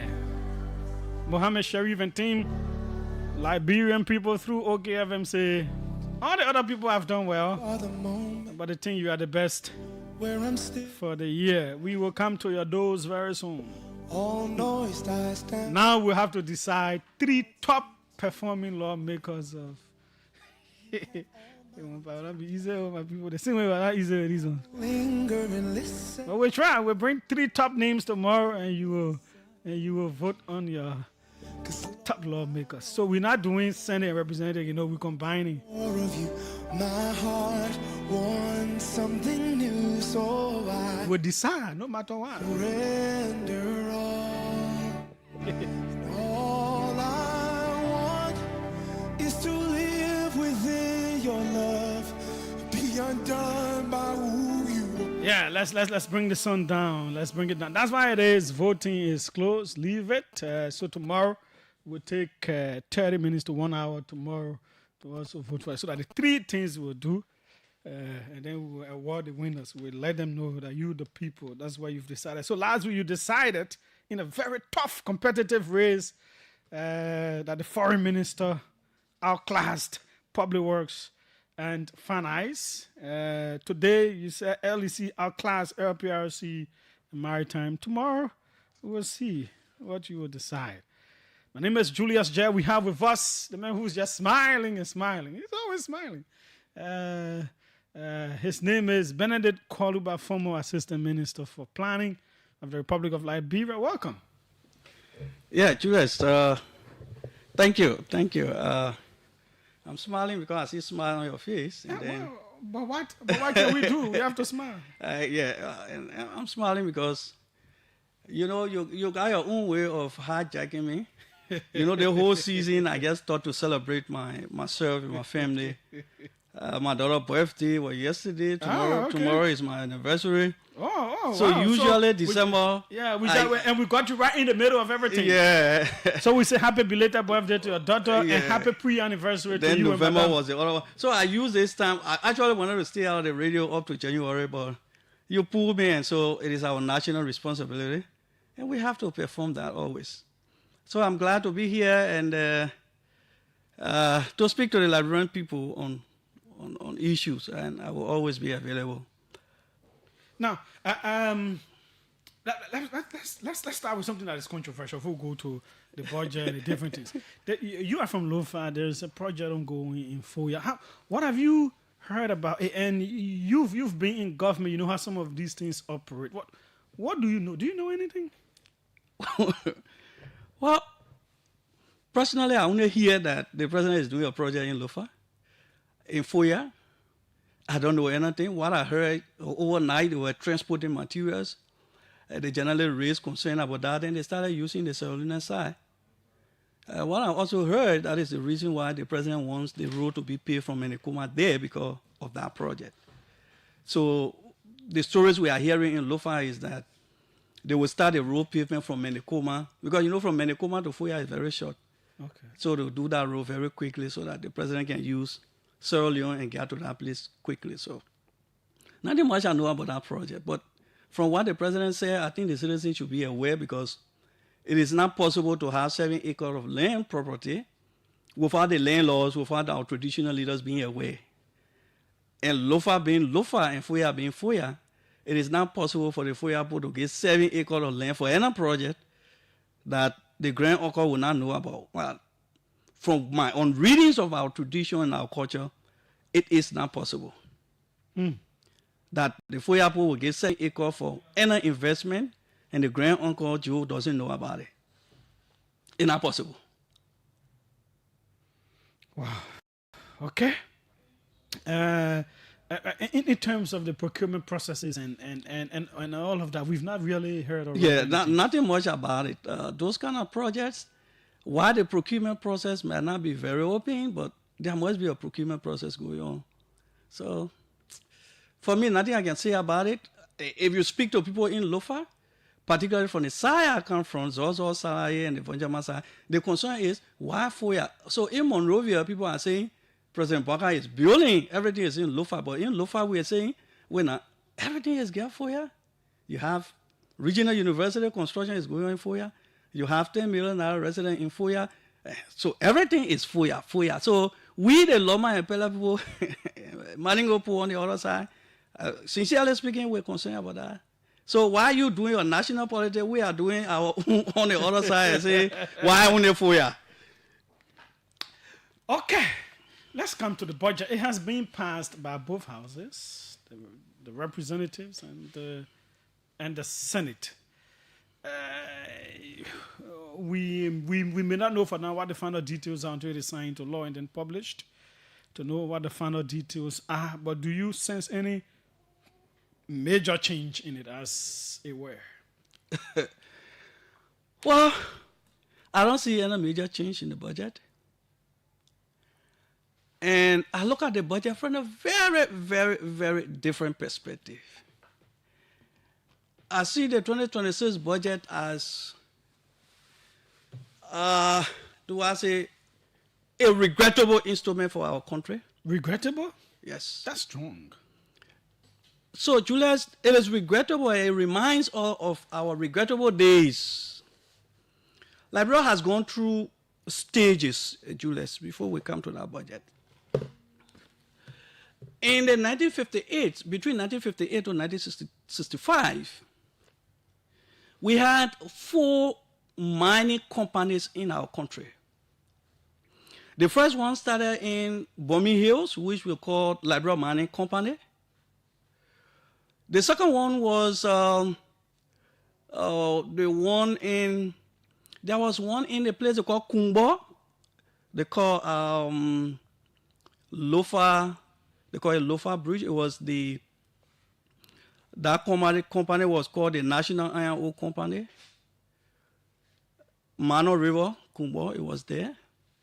And then the third one, which was the most, the bigger one, was the Liberia, they call it Liberia Swedish Mining Company, the Leminco. That was where ArcelorMittal is. And then the fourth one was in Bone Mines, which was the German Liberian company. People used to call it Lamco or Lemenco, but it was actually D. Lemenco. The German was DE. And so during those days, the GDP of our country was around $173 million. And we're exporting somewhere around $90 million worth of extractive, what they call it, side when it comes to rubber, which was Firestone and other companies. And then Liberia were exporting on the average at that time at the peak almost around 20 to 23 million tons of iron ore from this country.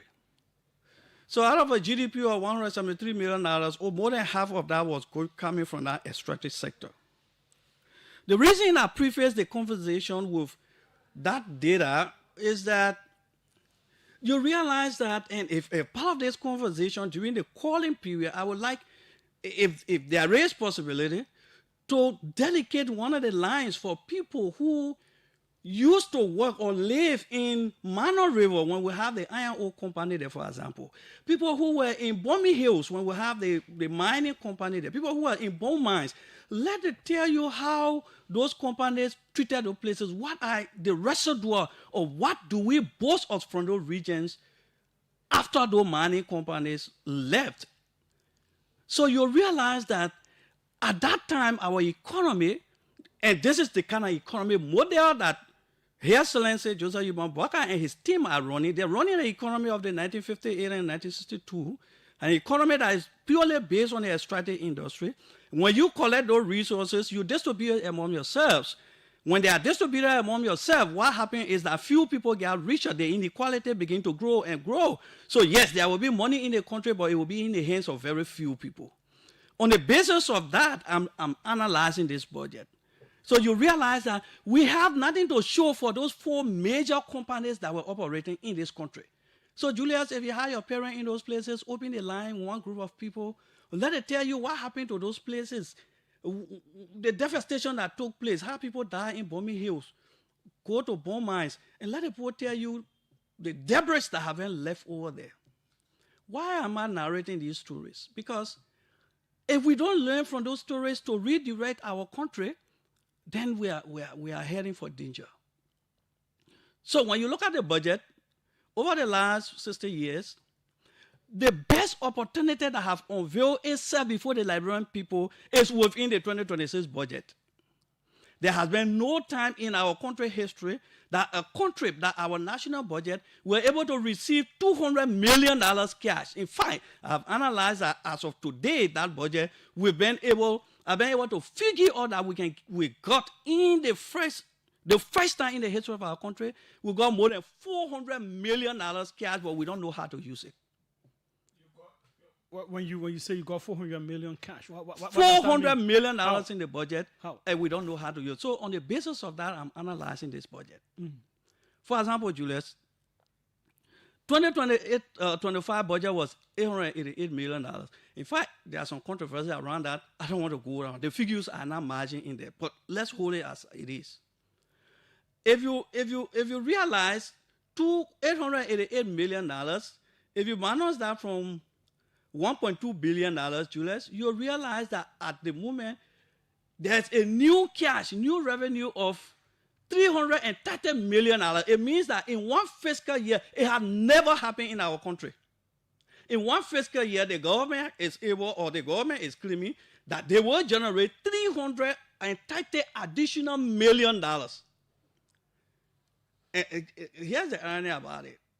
And this is where I talk about regret. So I'm going to be talking to you about triangular regret of the country. This country and our citizens will regret this 2026 budget. Why? How? Because here is a president, from all fairness, whether you like him or not, that has more than 45 years of government experience. The same president admittedly said in 2017 that, look, you know what? We squandered a lot of opportunities, and those opportunities were the donor funding that were coming into place. So one would have thought that with that experience and that background, just the $200 million ArcelorMittal money, Julius, you got the budget with you. If you see how they divided that money, it reminded me of our days as refugees. When one person buy Grumpy, you're walking, and you get dividing it, eating it, like you're eating Grumpy. $200 million is distributed as though we are eating banana among ourselves and we're dividing it. It is not solving a legacy problem of the country. It is regretful to have our president, 45 years of experience in government, that he could not direct a memorable 7-year project, knowing that from the 1960s to the 1970s. Yeah, but some of it is going to building road support to this road. So is that anything? Yeah, that's no. That's a legacy. No, there's no legacy project will fund the $200 million. There's nowhere you can say when ArcelorMittal came to this country, they gave us $23 million. This is what we use the money for. This is the national regret we have. ArcelorMittal has the next 25 years that they will not give us $200 million. But we are spending $200 million in the way that we're eating Grumpy on the table. Julius. What could have been done? We got needed 1 7-year or 2 7-year program that our country would say when ArcelorMittal came here, this is what we did with the $200 million. The irony is, when Minister Gaffron was boasting about this $200 million or the $1.2 billion budget, in the same November, we were taking $7 million from the African Development Bank as credit to build a dam in Nima. And Nima is the one that's going to be producing $200 million. How will you be taking $200 million from Nima? The same day you're going credit $7 million. This is one of the serious and regrettable budgets we ever have in our country. We are borrowing $7 million, but we have $200 million, and we get dividing it among ourselves. Get like we're eating Grumpy. Yeah, but there are different infrastructure projects that is going to No, they are recurring. All the projects that you see on the $200 million, if you have time, I want you to name all of them. They are recurring. Those things will come again. And you want me to jump to something again. So that's why I said the money, ArcelorMittal money is I call it vaporized. It's evaporating from the Liberian economy. There is. I know. I read that here. I know there's a $50 million that goes to war. From I think this. It's going to Bow Waterside Road. Yes, the Bow Waterside Road. So is that a 7-year? Are we going to say when Meta came that the Bow Waterside Road will build? Yeah. No. Let me tell you. That money is going to a Sierra Leone company that is not doing anything. You have put 3 or 4 Liberian companies together and getting that money. You are going to give that Sierra Leone company $50 million. That money will evaporate from the Liberian economy. The man takes that money. He goes to China or South Africa and buy all his equipment before he starts. He comes by. The government has to go and take a collateral of $100 million to give it to him. No, that's not how you spend $200 million for a 7-year program. You take $50 million. You take $50 million, that will evaporate to Ivory Coast and give it to LEC, whereas LEC, the government owes LEC $27 million. They're not even addressing that. Well, you're going to give $50 million to LEC, and LEC will take that money and go to Ivory Coast, pay it to Ivory Coast. That money evaporates from the economy. In the long term, we are still going to be buying current from Ivory Coast. So $200 million, $200 million will have been situated to solve the binding constraints. So I can say nationally it's regrettable. Well, at this point, too, the ArcelorMittal deal hasn't passed yet. The budget is approved, so I can consider it that they are sure that it will come. The budget is. I'm saying this because the budget is approved. It's not risky that perhaps the ArcelorMittal deal may not get passed.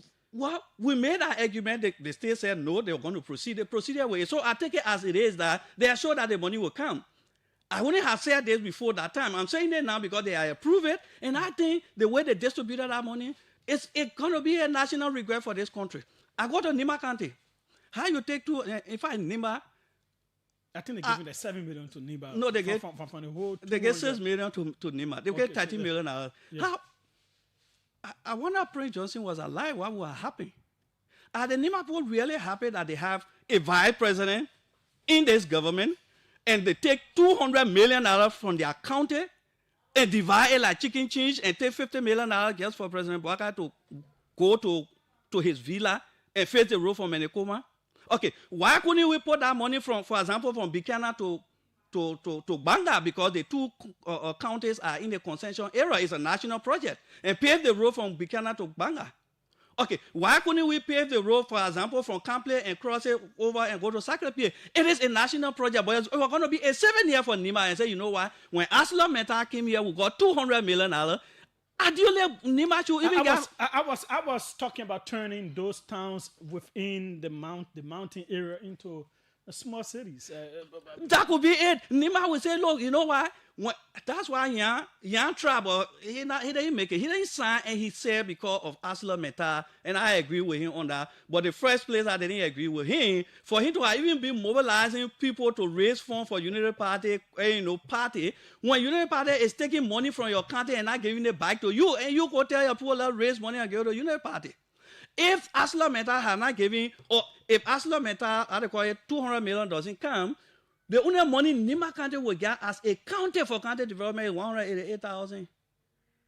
Julius, is that a serious budget? On the national scene, Liberian will regret the 2026 budget. Liberian will regret the reason why we have $200 million. Are you saying that it is not going to make impact despite the big name, the big nature of the Julius, budget? You got the budget with you? Impact? Julius, you got the 2025 budget? Yeah. Okay, I have the draft one. Go to the draft one. Go to the list of projects that are coming out of the ArcelorMittal money. They're dividing the money at least as $250,000. That means we'll divide $2 million now with $250,000. That's $200 million. I said $250,000 is going to talking about rural construction. $325,000 to $700,000. Is that how you divide that money? Get like you're eating grumpy on the table?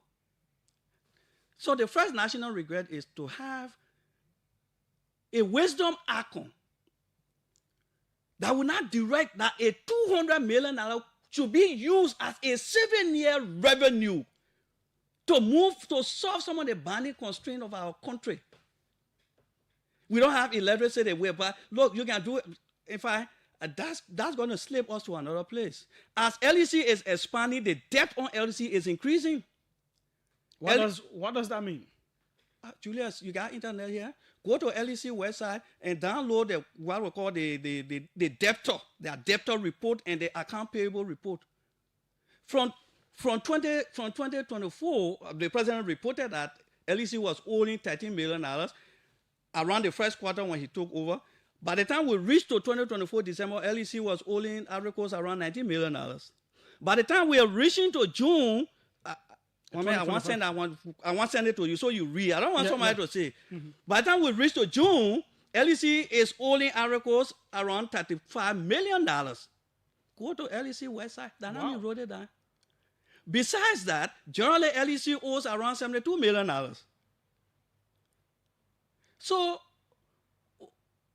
the way we use that money, we're not solving a legacy problem. So we get LEC $50 million. They will take that $50 million and go to Ivory Coast. It's not going to solve our problem. Next year, they still got to buy chlorine from Ivory Coast. Why couldn't we use $200 million to build another dam, for example, and call it the Meta Dam? The wisdom have failed the Liberian people. Nima County will regret why they have ArcelorMittal and they have a vice president, a businessman, according to the president, who uses his business idea. Is it a business ideology to say, look, The money here, NEMA doesn't need some. Let's buy yellow machine so we got our business interests met in the yellow machine. Or let's give the contract to $364 million contract to somebody else. We got our business interest in it. The president said he's a good businessman. But as an expert in well-being economy, what we have done was to use the $200 million to address critical issues of our country. Maybe give NEMA County even $100 million for a 7-year project. Julius, let me go down to the third. It's a triangulated national regret. Triangulated national regret. From the president to the vice president, and you go to the Minister of Finance and Development Planning. You know, when they launched the National Development Plan, I told you the plan was illogical. The Economic Foundation was flawed, but I didn't blame Minister Gaffron because he wasn't here. So when he started to do what we call the deep dive, the sectoral deep dive, I criticized him, but I held back because I knew it was the right thing he was doing. I was waiting for a product of that dive. That product of that dive meant that he would revise some of the flawed logic in the National Development Plan. But the way he did the budget tells me that Gaffron is the wrong person sitting in the best seat at the wrong time. What does that mean? So, Julius, I want you to go to the budget. Everything I say here, I want to prove to you what I'm saying. Gaffron is the wrong person sitting in the best seat at the wrong time. No, but is he not the right person? No. He sitting is, in the right seat at the wrong time? No, he is the wrong person sitting in the right seat. The right seat is the Minister of Finance, and the timing that we had $200 million or more than that, he now want to use it. It is the wrong timing. Let me show you something. Last year's budget was at $888 million, right? $880 million. This year's budget is, according to what was submitted, 1.2, which is, if you subtract 888 from 1.2, it means our budget increased by $330 million. Julius, are you following me? So meaning, Minister Gaffron had to his disposal $330 million in one budget year. The role of the finance minister is to be able to re-engineer or to engineer development to address the well-being of the people. This is the first finance minister in the history of our country that has the first $330 million at his disposal, but he doesn't know how to use it to change the life of the people. Then they're still looking for a way to create jobs. You got $330 million. You didn't create job out of that. What else you will create job out of? Nothing else. So that is get the revenue side. Let me show you something also. Last year budget, 2025 budget, out of the $880 million, $106 million was for public sector investment. So what has happened in this country that you will increase recurrent expenditure more than last year's budget? All Minister Gaffron who had done was hold the recurrent as it was in 2025, this space of $330 million, put the other $106 million from last year's budget, which is the 2025 budget, you are going to be having somewhere around $437 million. Are you killing me? You don't know how to use $437 million to change the life. You left $437 million, you go to Bombing Hill and you say you're creating job creation strategy? This is the wrong staff in this best seat. $437 million is within this budget as raw cash for Gaffron to use to change this country. But instead of impressing on the president to hold recurrent costs relatively stable and take all this money and put it into livelihood of the people, they took the money and divided it among themselves. He is the wrong person in the right seat. Give me $437 million extra, Liberia will be a changed country. What will you do? No. You got to pay me for that. Why you come? But you're not talking to me. I will put it in projects that will affect the life. Just look at the way they divide the first $200 million in the first place. To tell you that the whole rescue thing here, gentlemen, is a joke. Now, there is one argument that, I took that argument, I don't want them to bring that debt services was increasing. I took one number from the debt servicing, right? In the 2025 budget, Debt servicing is 136 million according to the fiscal table.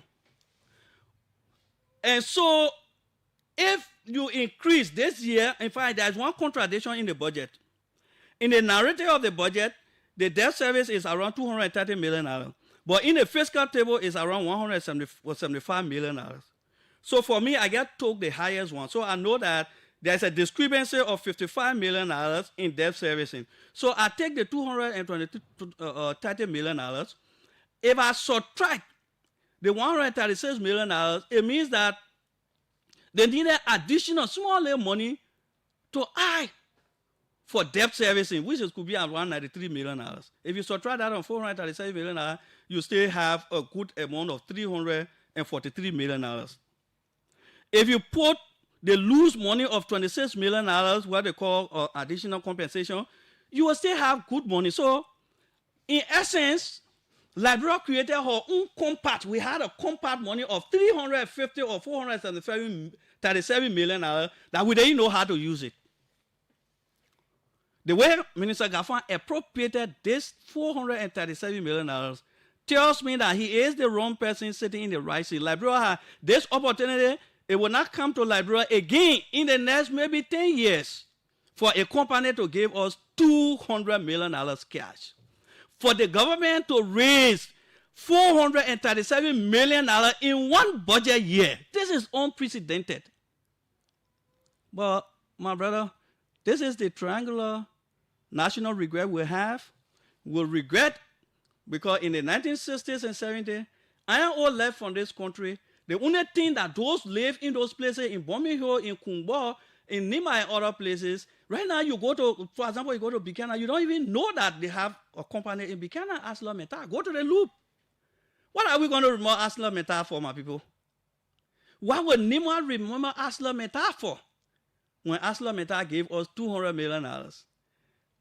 All the businessmen, according to the president, would do is to allow a peanut to go to Nima.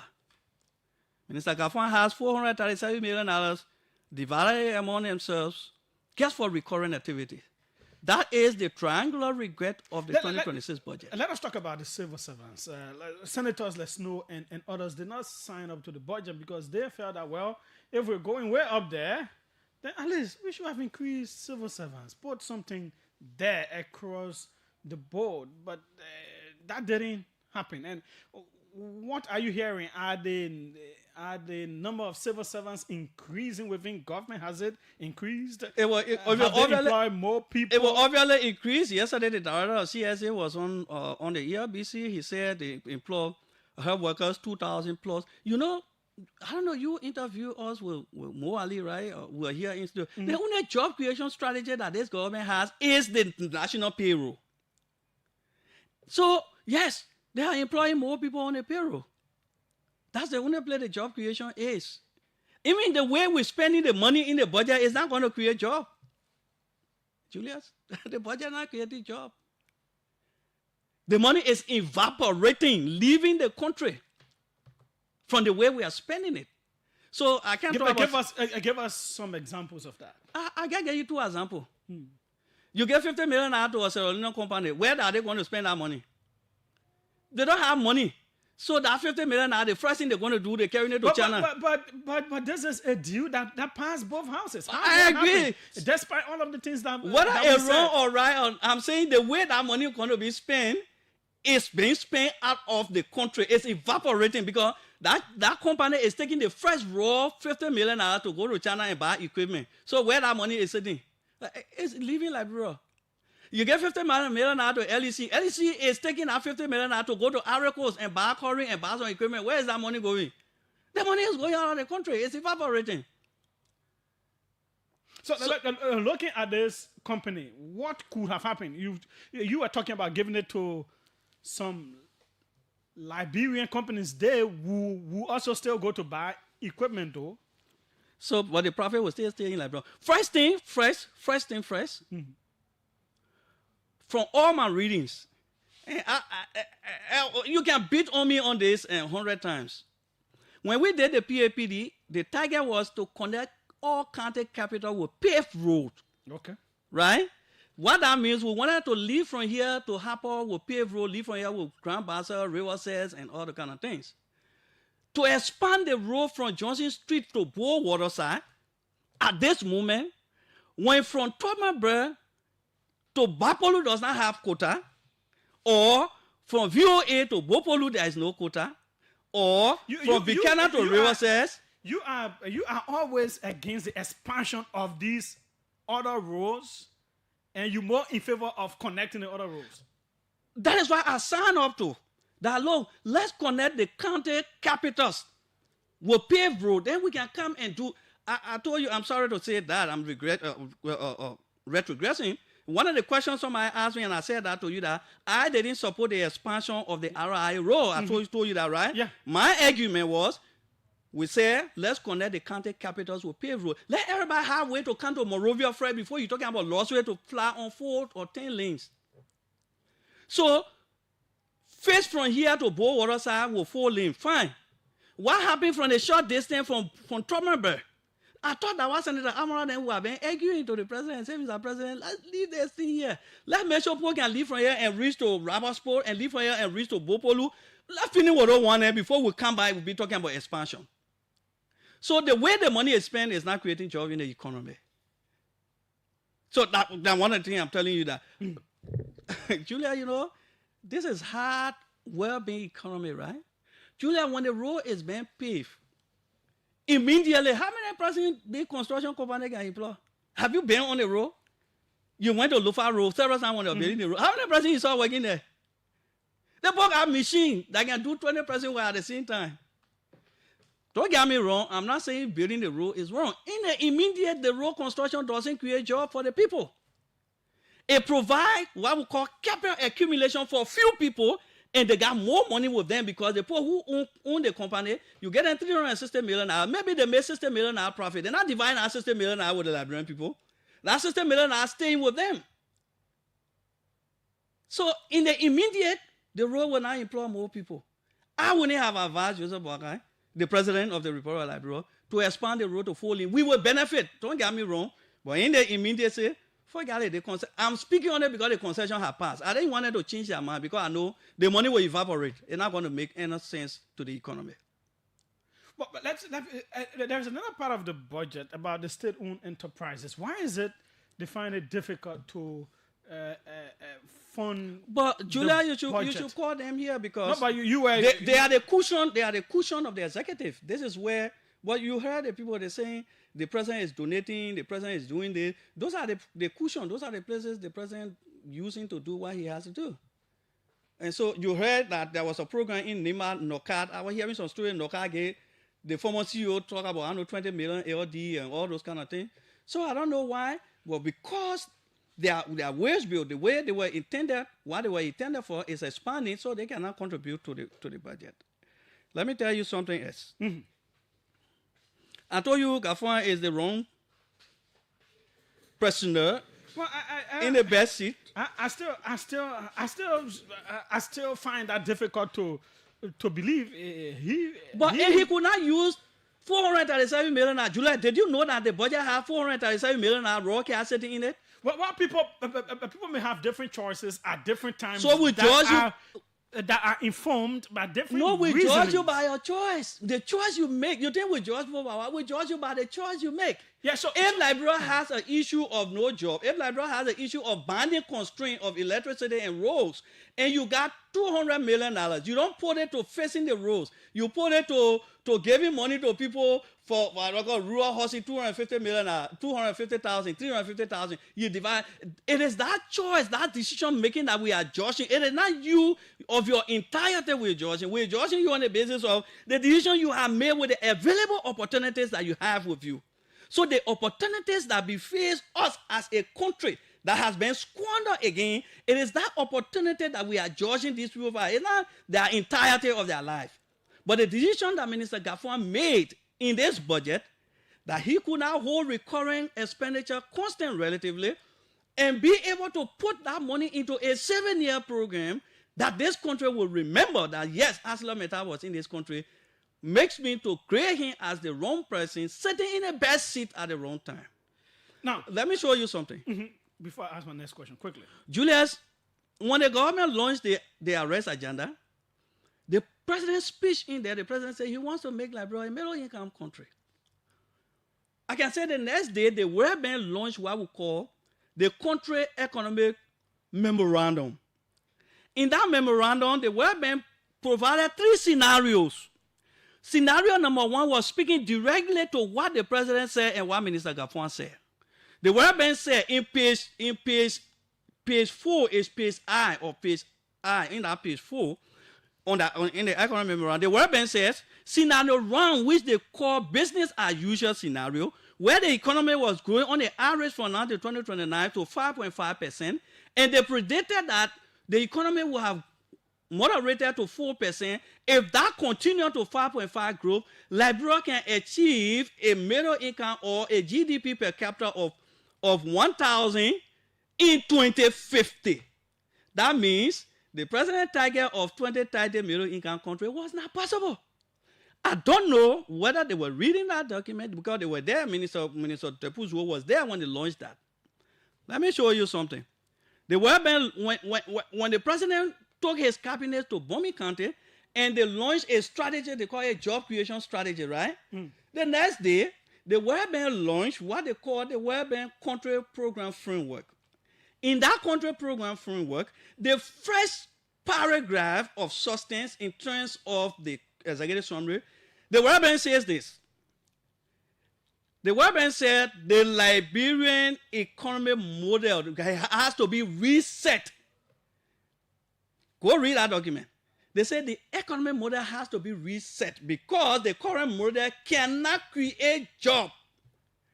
Even though the arrest agenda or the government says they will create jobs like that, but they are banding constraint to this. So it means that the two intentions of the government, one, to make Liberia a middle-income country, World Bank say is not possible.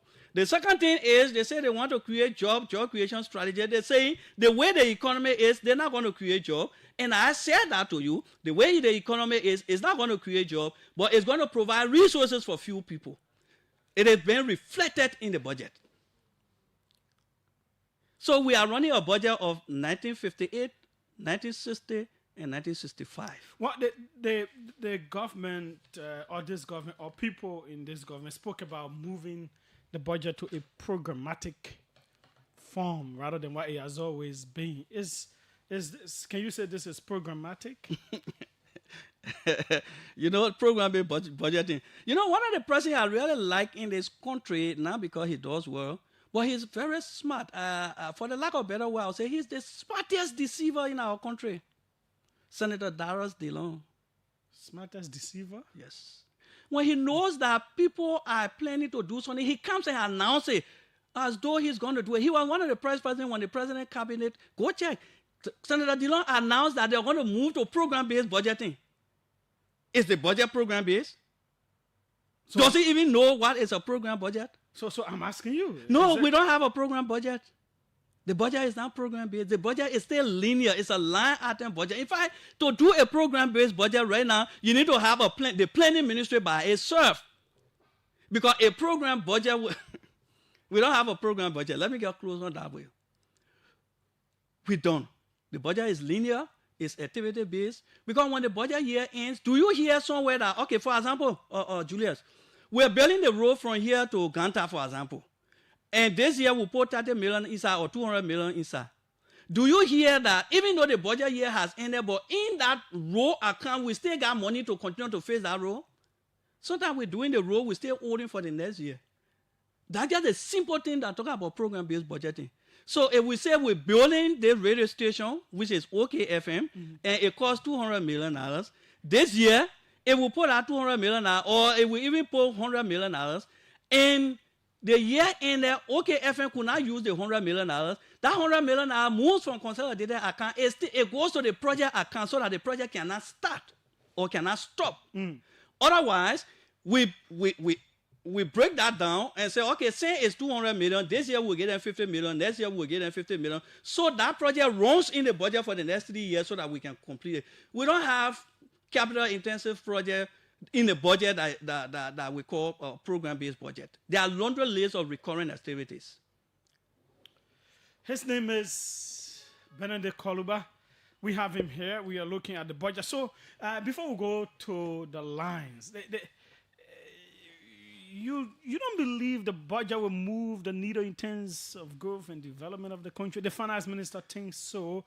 He thinks this budget is putting us on path to achieve some really great things, to make huge advances in growth and development, in terms of roads, in terms of education, Julius. in terms of health, in terms of security. So, Julius, I can be laughing when somebody say, how the budget will grow anything in this country? You got 925 million now on recurring activities. How much money going to the legislature? Most of the money is people personal money. It's growing the salaries, it's growing the pockets of few people. That's not economy. How much goes to the speaker office? Who accounts for that? How much go to the deputy speaker? How much go to the Senate Pro Tem? And you take all of those money from there. How much go to projects? Go to the project side, because when the government spends money on recurring activity, it's almost like the people say they gave money to Terwin Hospital. Those are recurring things because come what made the hospital has to run. What are the new things that you are doing that will sway people who are now working with the government to find jobs within those projects and find earnings and find income? We're not even growing income. Look, the bigger problem of our country is beyond this unity party government. They don't have any clue how to even address it. The World Bank had told them clearly, but I don't know how they listen to the World Bank or how they read these documents. The World Bank said the current economic model cannot create jobs. I'm not speaking my own. My master thesis, I wrote clearly on assessing the potential well-being impact of the arrest agenda.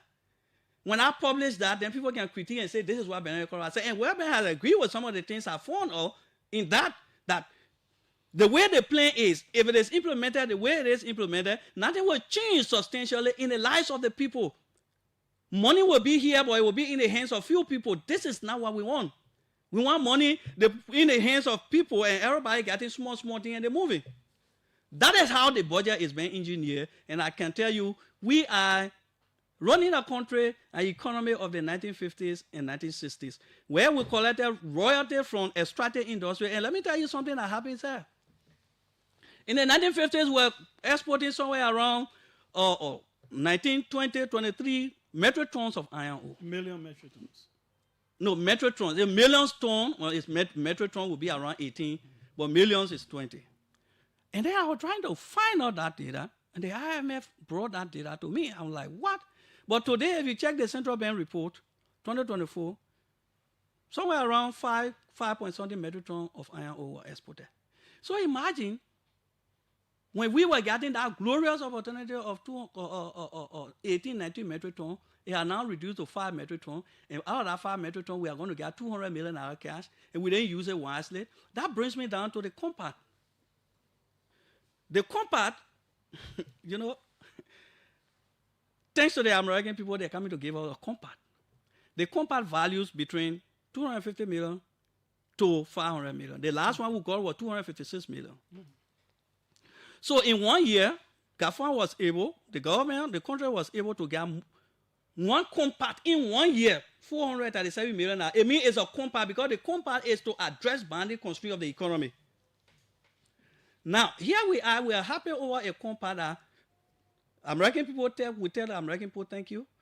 The compact preparation will take 2 years. If you don't have engineers like us to support that process for the national good of the country, what kind of project will come out of it? The way I see the budget, I'm worried about the project that will come out of the compact. When you do the compact project review process after 2 years, based on the project cost they approve, probably, let's say at a minimum $250 million. That $250 million is going to be for 5 years. Mm-hmm. So imagine you got 437 million get in 1 year. You know how to use it. That somebody own the 250 million you clapping and jumping up and down for?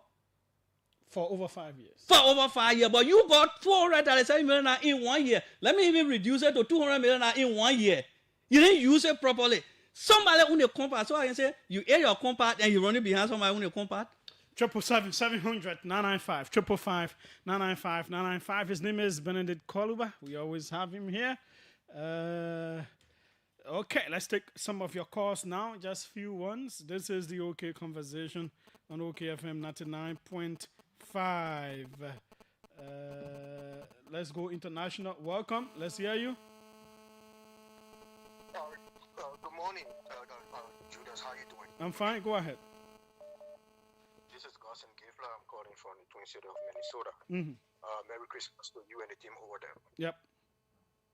Yeah, every time I listen to Mr. Benedict Cordova, I kind of get confused. I don't know.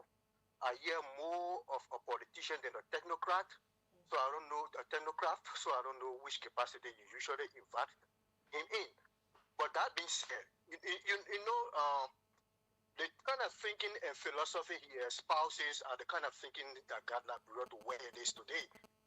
Can you imagine in this 21st century, this day and time, a so-called technocrat will sit in studio and No. Let's have respect for the guest. You can disagree with what he says.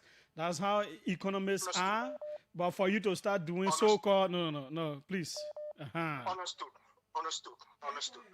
Okay? In his capacity as a technocrat, let's take it at that, will sit and begin to critique and criticize the vision of maybe transforming the country, like expanding the RIA rule or other rule to full lean, and think that is a problem today.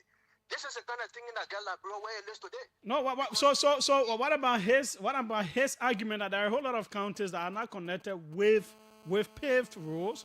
Why not connect those ones that don't have paved roads before you come into to expand, for example, between Breville and Clay Breville to Clay to a four-lane road. What is wrong with that proposal? His argument is absolutely flawed and misleading, intentionally misleading. Here is why. If you look at even the metastic money he talks about, if you look at the biggest beneficiary of that money in terms of government sector or expenditure, it's the Public Works Ministry. And when you look at the detailed Public Works Ministry budget and activities, you see that rural road is captured in many instances. No, he said the 50 million is going to a Sierra Leonean company to go buy equipment for the building of road, and that money will not sit down in the country. Is it true or not? Because people don't build road or do infrastructure in isolation. It has to go through company while it's a Sierra Leonean, Ghanaian, Liberian, and you put it to him. Okay, thanks so kindly. Let's take other people. We don't have enough time. Welcome. Let's hear you. Yeah, so his name is Godson Gifler. Hello. Yes, go ahead. Let's hear you. This is the Congo chairman, and he gets actually was talking about this before. I want to say, brilliant salute to Brother Oliver in studio there. Hey, brother, you are saying all well, but so long you didn't sound like a surrogate or you didn't sound speak authentic. What is it that he said well? What is it he said well? You did it well.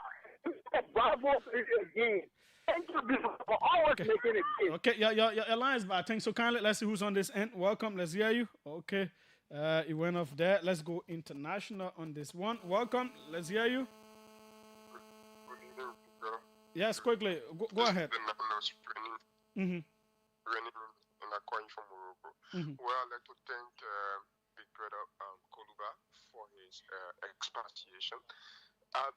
Julius, I think he makes a very brilliant point when he said people like him are needed on the table for consultation when this compact comes from the U.S.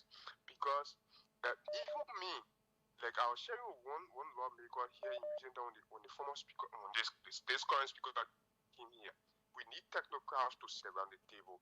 Now you have upgraded the National Food Assistance Authority, agency to authority. You need people who have the technical know-how to contribute their ideas in developing in various sectors. Now, Benedict Coluba has the technical know-how. Why can't the government of Liberia hire him as a consultant to provide these guidance to people like Minister Gaffron and others? Okay, thanks so kindly. Let's see who's on this end. Also from overseas, welcome. Let's hear you quickly. Patrick, yes, quickly in 1 minute. I want this card number after the show. But here's my point, Deconti. That budget, the $1.2 billion, it's not going to do nothing for the Liberians. It has not done it. It will not do it. Our problem is not because we have not had $1.2 billion. That why our people are suffering. No, that's not. The same people in power today, yesterday they have money more than even $1.2 billion. And after 12 years, they left Liberia as one of the poorest countries in the world. Here's the problem. How can this $1.2 billion, how can we see this not only in the coat suits they wear, not only in the watches they wear, not only in their kids' school fees, but how can we see this $1.2 billion reflect the lives of our people in Petu, in Vahu, in Fangonda? Okay, thanks so kindly. Patrick, sorry because of time. We just want to squeeze in 45 seconds each of people. Let's see who's on this line from overseas as well. Welcome. Yes, Julia Jet, this is Vincent again from Columbus, Ohio, right? Yeah, go ahead. I'll get a question for your studio guest. I love Columbus, but if the government right now want to give him a position, will he be able to take it? Okay, thanks so kindly. He's right here. He will here. Answer. There is someone who wanted to. Let's see. Let me take. Oh, the person went off. I have someone here. Let's come to this public line. Welcome quickly. Thank you, Julius. Yeah, good evening to your guests. My name is Hussein. I'm Hussein Peru. I'm the executive of the United Party in the Job Bureau. So I listened to him, very eloquent. But I thought he had been one of those best finance ministers under the WIA regime because he's very eloquent. Then how Samatua become finance minister? Well, he has all of the technical know-how. So yes, that and now that you have said that, can we go to the real issues? Yes, so yes, my concern, right? Julius, this was administration of finance. No, let's go to the real issues now. The issues that are bad because it's still going to the same man. Yes, I mean, Julius, 6 years, Senator Delon asked the Minister of Finance to submit the domestic debt list. Ask him if they submitted before the same time. So what about this budget? All the things that he said, is it okay? Is it not okay? What is it? You know, I don't have the luxury of time. Okay, thanks. But you have all the time. You start. Welcome. Let's hear you quickly. Assistant Minister Barnes. Yeah, good evening, Julius. You know, sometimes someone who sat as Assistant Minister for Development Planning, and when he gave me some analogy that seemed to be far-fetched from real understanding, then you get, sometimes we tend to wonder. Which one is far-fetched? So here is it. Under whose administration was East Construction giving the RRA road project? Is East Construction he has stated clearly on this platform that he disagreed with that particular project. Is East Construction for Zaza? Is East Construction for Zaza? And so should you also do it? Should your government do it if they did something that you consider wrong? Does it mean you should do it too today? No, but we didn't say East Construction contract was wrong. We said no, Emmanuel Ban, stop it. We said the procedure to award the contract were flawed. Does that amount to the same procedure that we use to give the contract for the building of the Western Cluster Road? Okay, thanks so kindly. Because of time, we will stop it. I'll go back to him. We have some things to respond to quick. Well, Julius, what I can say, the guy who said whether I'm a technician or a politician, you know, our country has a lot of professionals, even in this government. But here is the difference. We are mostly normal thinkers.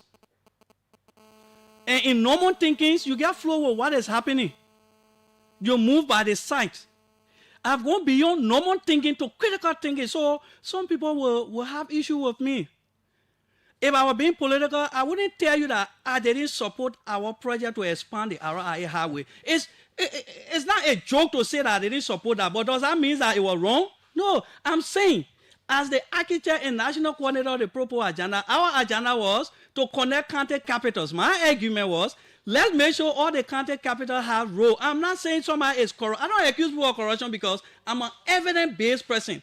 I didn't come here to say the company corrupt, the other company corrupt. No, I'm saying to expand the road from Johnsonville to Bowater side. What impact will it make as compared to giving 2-lane road from how they call it? From Brewerville to Bobol, for example, or from Buchanan to Cecil, for example. You leave your 200 million now, you go credit money to do those ones. Why you can't use your 200 million now or 437 million now to jumpstart those projects?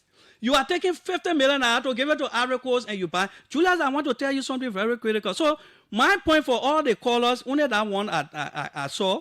But look, I told you here, I'm a Christian, I'm a Lutheran. I believe in the Bible. When there was Elijah, there wasn't an Elisha. When there was a Moses, there wasn't an Aaron. Life is time. I was working as assistant minister. I functioned as assistant minister internally. I'm outside now. I'm telling you that these things that are going on, they are wrong. You either take it or not. Because it is Benedict Colbert saying it, you don't want to take it. Fine, but see the direction the country going. I was even afraid when I was criticizing the budget. I would tell Mr. Minister Gaffon, who have even called the budget by, and get tell the legislature, you know what, they're 200 million, I'll not pull it aside and look for one 7-year project. Julius, I will close by telling you, if I were the finance minister with 437 million, the opposition wouldn't have smelled 2029. His name is Benedict Koluba. Thanks so kindly for being here always. We appreciate it. Tomorrow will be another day. The news is up next.